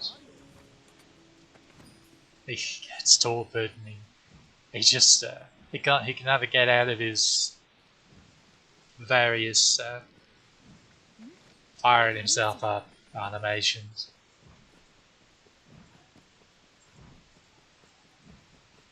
Gets animation locked, if you will.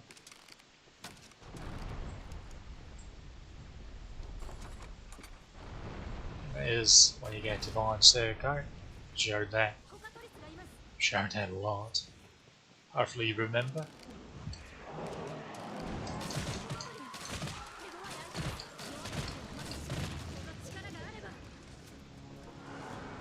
I'd rather not get petrified. Actually, I might need a petrification. I think I am. Yeah. So, try out the Dragon's Eye.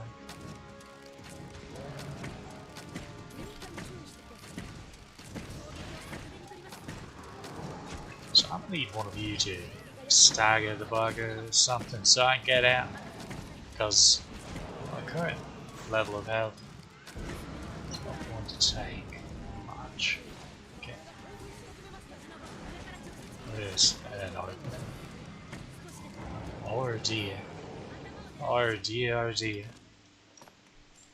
Why am I rusted bow? No. I need you slow. I need you very slow. Okay. Fun fact, if the cockatrice's breath hits this bad boy, He will be petrified.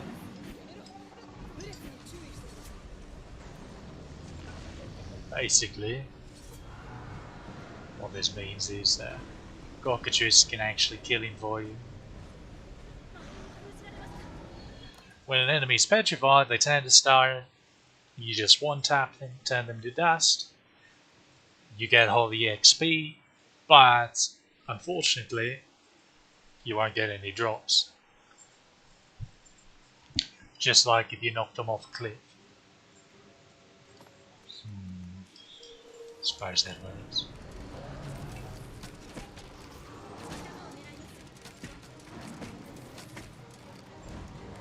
I need to keep the gun there. Tall bird. Okay.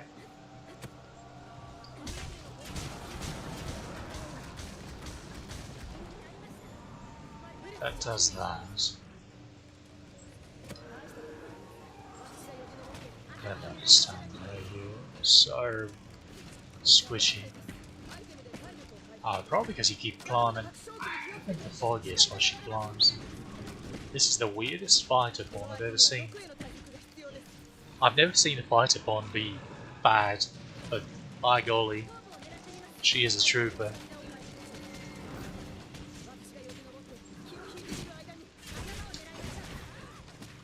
That'll do it.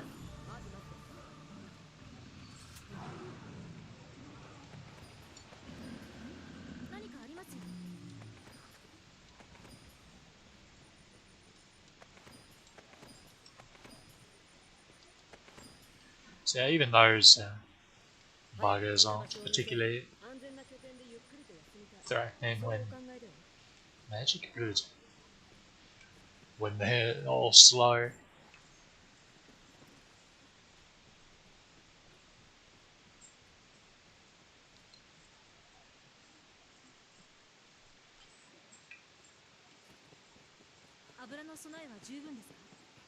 Actually, not so much, I just used the last thing of oil. Well, yes. Oops. It's alright though, we can always pick up more. Or I could just use them all to refill the lantern. Save us the tedium of going through all that on stream. I was about to say, what have you been missing? Okay, she's fully healed. Like, the fighter should not be dying more than the sorceress. I'm sorry, she just shouldn't.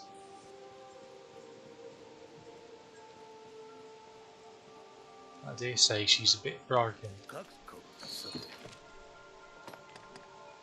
Okay, these are the items you need to start the upgrading process for Dragon's Ire. So Amber Dragon Scale, you get those from Drake's.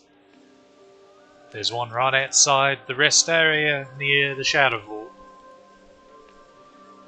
Respawns every 7 in-game days. Go take a whack at him. Easy as. I only need a couple. And then this one's Lava Rock. You just get that from mining around this upper third of the bit of black, I believe, is where all the lava rock is.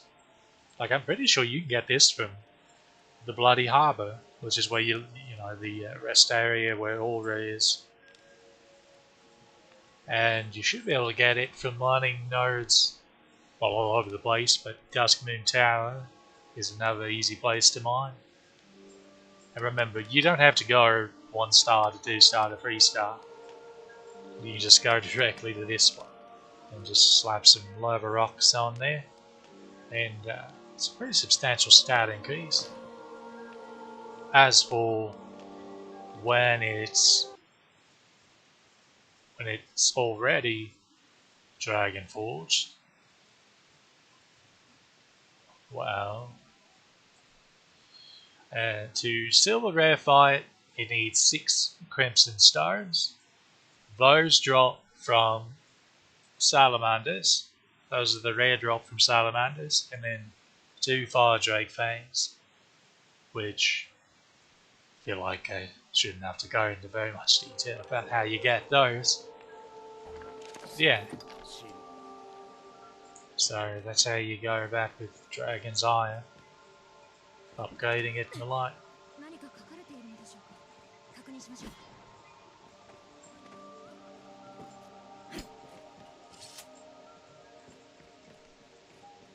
So really you can run through like I demonstrated in the Magic Archer run. Grab your Rings of Perseverance, reset to normal or easy, and then back to hard to loop and loop. Go and repeat to open up as many Moonbeam Gem doors as you need. Grab a couple of Rings of Perseverance, grab a weapon, maybe the Trophy Jacket. So the thing about it is armor has no level restrictions, it's only the weapons. So you'd be level 1, slap on the Trophy Jacket, and like quadruple your defense immediately. Bit bonkers. Probably more than that, actually.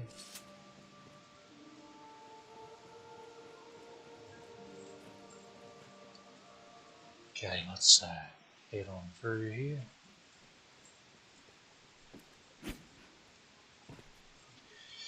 Incidentally, random thought.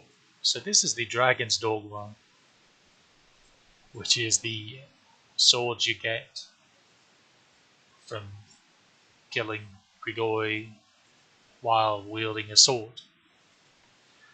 And it's quite a nice looking sword. Now, the Devil's Bane, which is the strongest sword in the game, is definitely designed similarly to this one, but it has a really thin blade, and I'm not fond of the look of it, to be quite honest.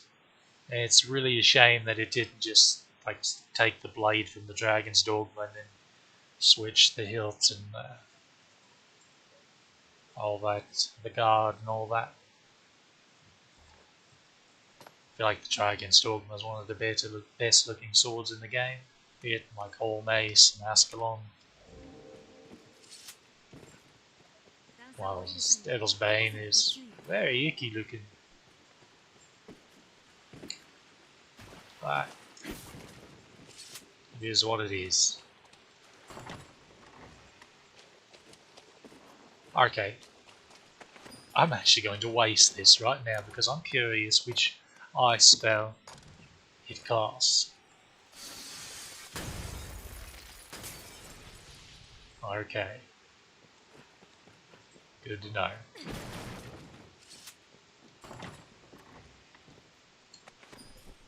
Good to know.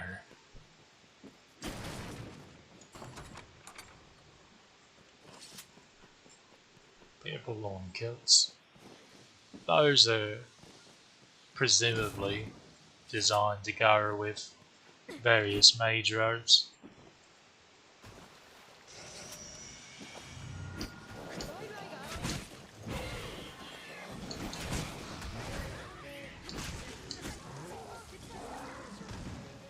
Okay, that lizardman didn't last long.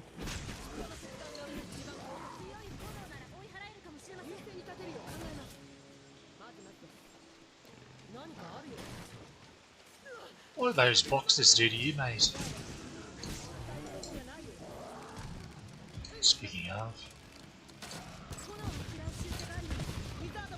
she just her model didn't load in, so I just see a floating barrel.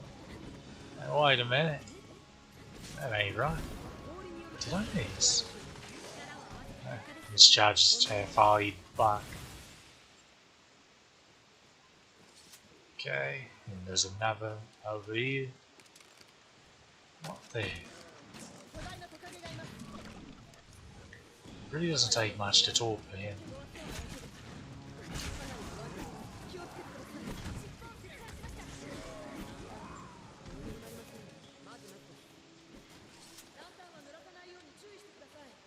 What did I get hooked on there? Oh, yeah, this corner and this corner, their boxes are, I don't know, a bit wonky. Do you recall earlier, I think last stream,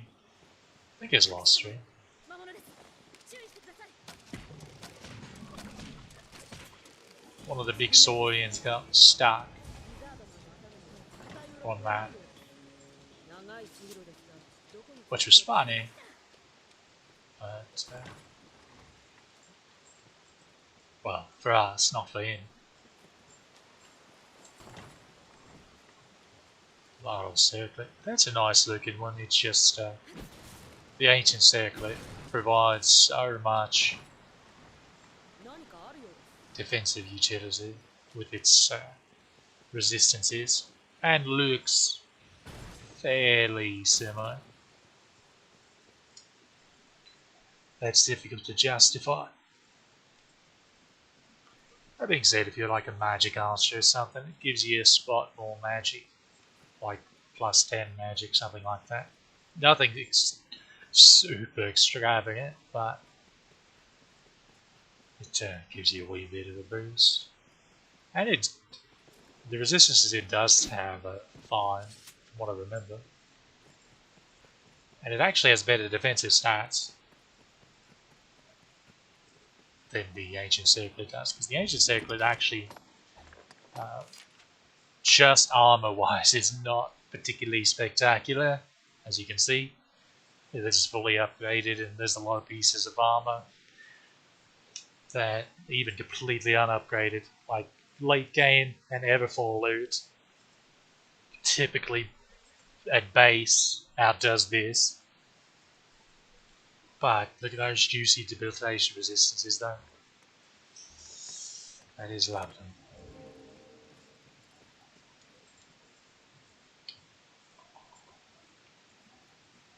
Well, we made it back to here.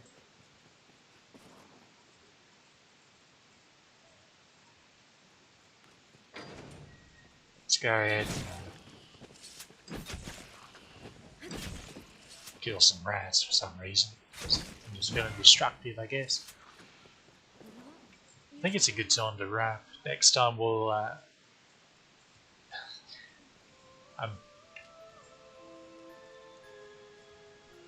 really hope these two dummies don't get sucked into the vortex when we fight Diamond. It's going to be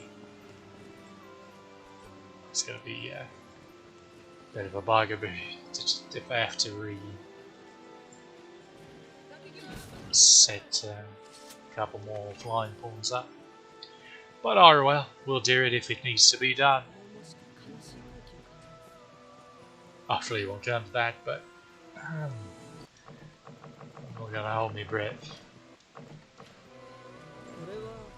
If I could, we were like max level and I was just YOLO with good weapons and the like, and I could stagger him consistently, stagger him out of the pool, they'd be safe. Well, we did complete another area of the dungeon, so we might have to upgrade weapons. Just, I don't know, some sense of progression. Trying to think if there's anything else I could show right quick.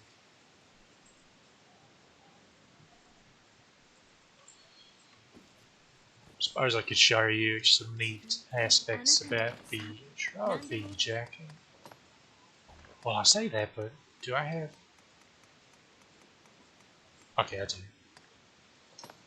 So the trophy jacket... What is this? What is this? It's got to be gold forged. Mama's wear, it's always nice.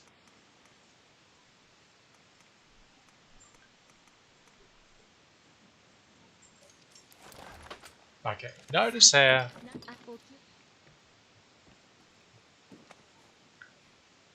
its sleeves are. So they're like half sleeves, and then they open up, and then they have the little flappy parts past your elbow. Right there by your funny bone. Okay, well, let's go ahead and take the cape off just to better show this. Certain pieces of arms armor, so certain gauntlets, will actually alter the sleeves and actually turn it into a sleeveless jacket. One of which is the Minami braces. Oh, it's actually darkened gloves do, as you can see. So darkened gloves and similarly the leather gloves and the navy leather gloves, they make it a sleeveless jacket. Twilight armor doesn't, but here the Minami braces do. And aesthetically, those are probably, oh, defensively they're not spectacular. Yeah, even look at these. These are completely unupgraded. They're not. They're from the Black Cat. The equipment from there is meant to be aesthetic and is not necessarily spectacularly defensive. There's decent stats. Well, besides resistances, debilitation, elemental resistance stuff, but the actual meaty defenses, not so much. But it's still R2 and or comparable to the. Okay, see what else the abyssal braces do, but they're interesting because they don't really match much besides the rest of the abyssal set, because they're sort of a really dark purple that's really shimmery. There's its sleeves do.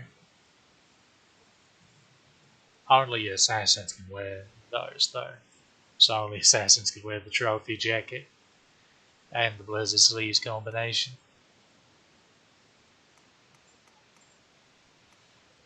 I don't think I have all of the gloves that the grizzly braces apparently do. I don't think I have all of the gloves that do this, but I had more than I expected. But yeah, certain pieces of equipment will alter things like that. Like, for example, even the Dark Lorca here. These, as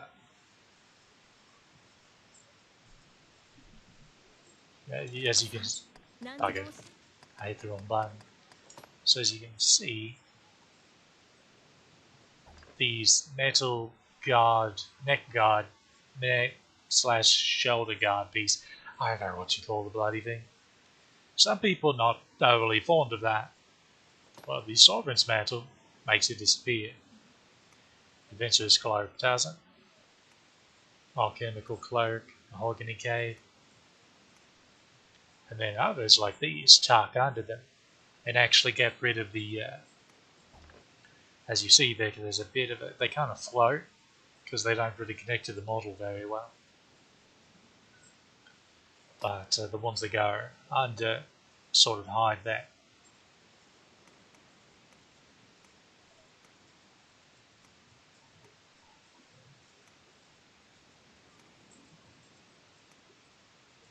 Even the feathery capes go under. The neck wraps go pretty well with it. But again, the set was kind of designed to go with the nebula neck wrap. So I suppose it stands to reason. It's interesting that these go under these sort of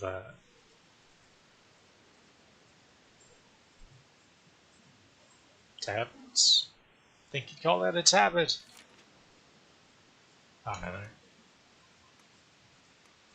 Alright, the Griffin Cloak. I don't think I've ever showed that before. It's a bit feathery. It's actually a harpy cloak. I should have one here. I thought I did.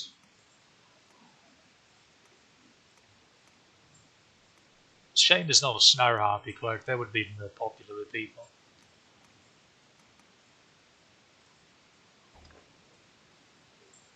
But yeah, certain cloaks can alter the armor pieces as well. It's neat things when you get to the point late game when you're like, okay, I want to experiment with armor pieces and see what kind of neat combinations I can come up with. Like there's one that's popular, actually I was wearing this on Mystic Knight. To be fair, I'm not super keen on it. It's the Vaultery robe. It's level 2 bit of black armor for blue classes. But actually, where is the bloody thing? Did I? Yeah, this is what I need to do. Okay, where is it? It's not that. I'm not overly keen on the way it looks, the Vaultery robe, but you can kind of turn it into something that vaguely resembles the Divine Surcoat. Depending on the cloak you wear, because normally it has really ugly bone spikes kind of deals that kind of wrap around the neck area, neck and shoulders. I suppose I could just bloody show you. Yeah, we'll go to source for yeah. Okay, Vaultery robe, what is it? Yeah, I'm not overly fond of like these type of things, honestly. Like this is fine. That's what we started out with on Mystic Knight.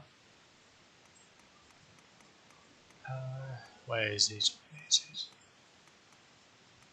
It's the Animistic robe again. It's funny that the ladies can. Wait, can they? I could have sworn that was male only. Huh. Shows what I know, I suppose. Yeah, here's the Vaultery's robe. So look at this hideous. What is this cancer that's growing around the neck? But depending on the cloak, like Sovereign's mantle covers it completely, which I think is what we wore.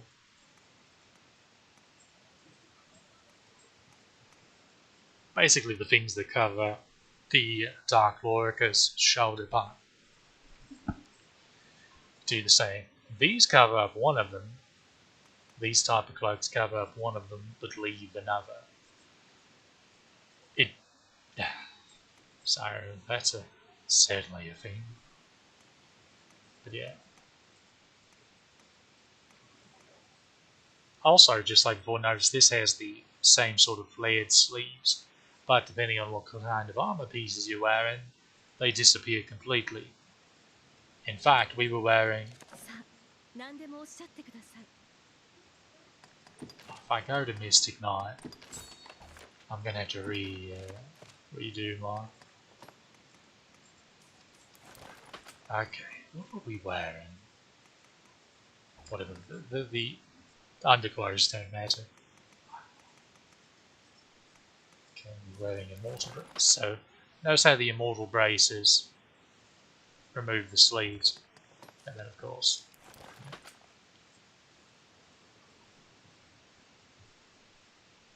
So that helps a bit to make the row halfway decent looking. Whereas it's bloody hideous normally.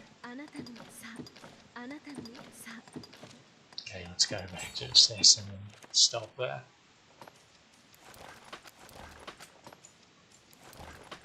Being silly.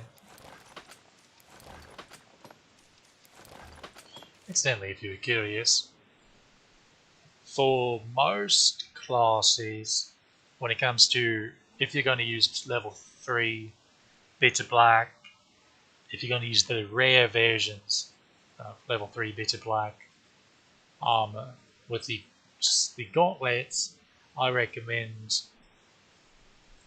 with the exception of fighters or Mystic Knights or assassins that you want to wield a shield on,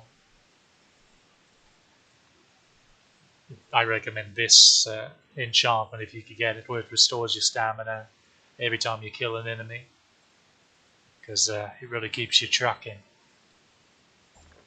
Now, if you're, I don't think I have one handy though, because no, I have several copies of the. It took forever to get them, but I have quite a bit of. There's actually a weaker version of this which stores some stamina, but you want the big ones, the big versions, as soon as you can get them.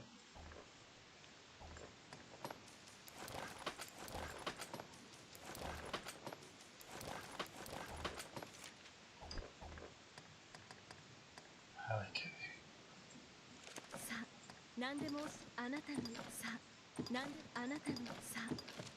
Let's refix my swords. Skills yet again. Everything else should be fine. Good, good. Wait a minute. Do I have... Why do I have that?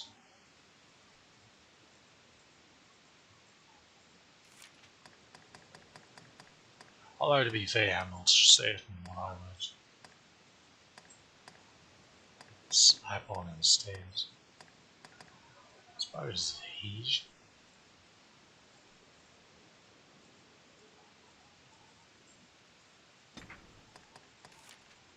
Can switch this with sinew.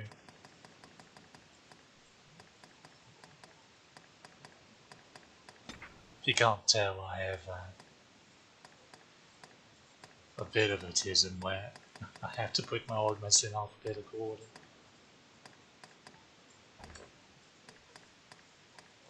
I thought I fixed that. Or I don't know. I don't know. We did have everything okay. Yeah.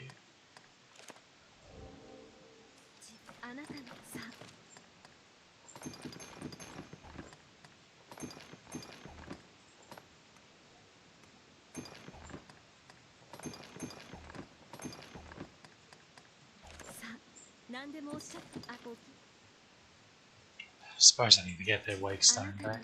I accidentally deposited it, but I wasn't paying attention. I have just a few wake stones in storage, as you can tell. Alright. I think we've wasted enough time for one stream. So I'm gonna head off here. So I hope you enjoyed. See you next time.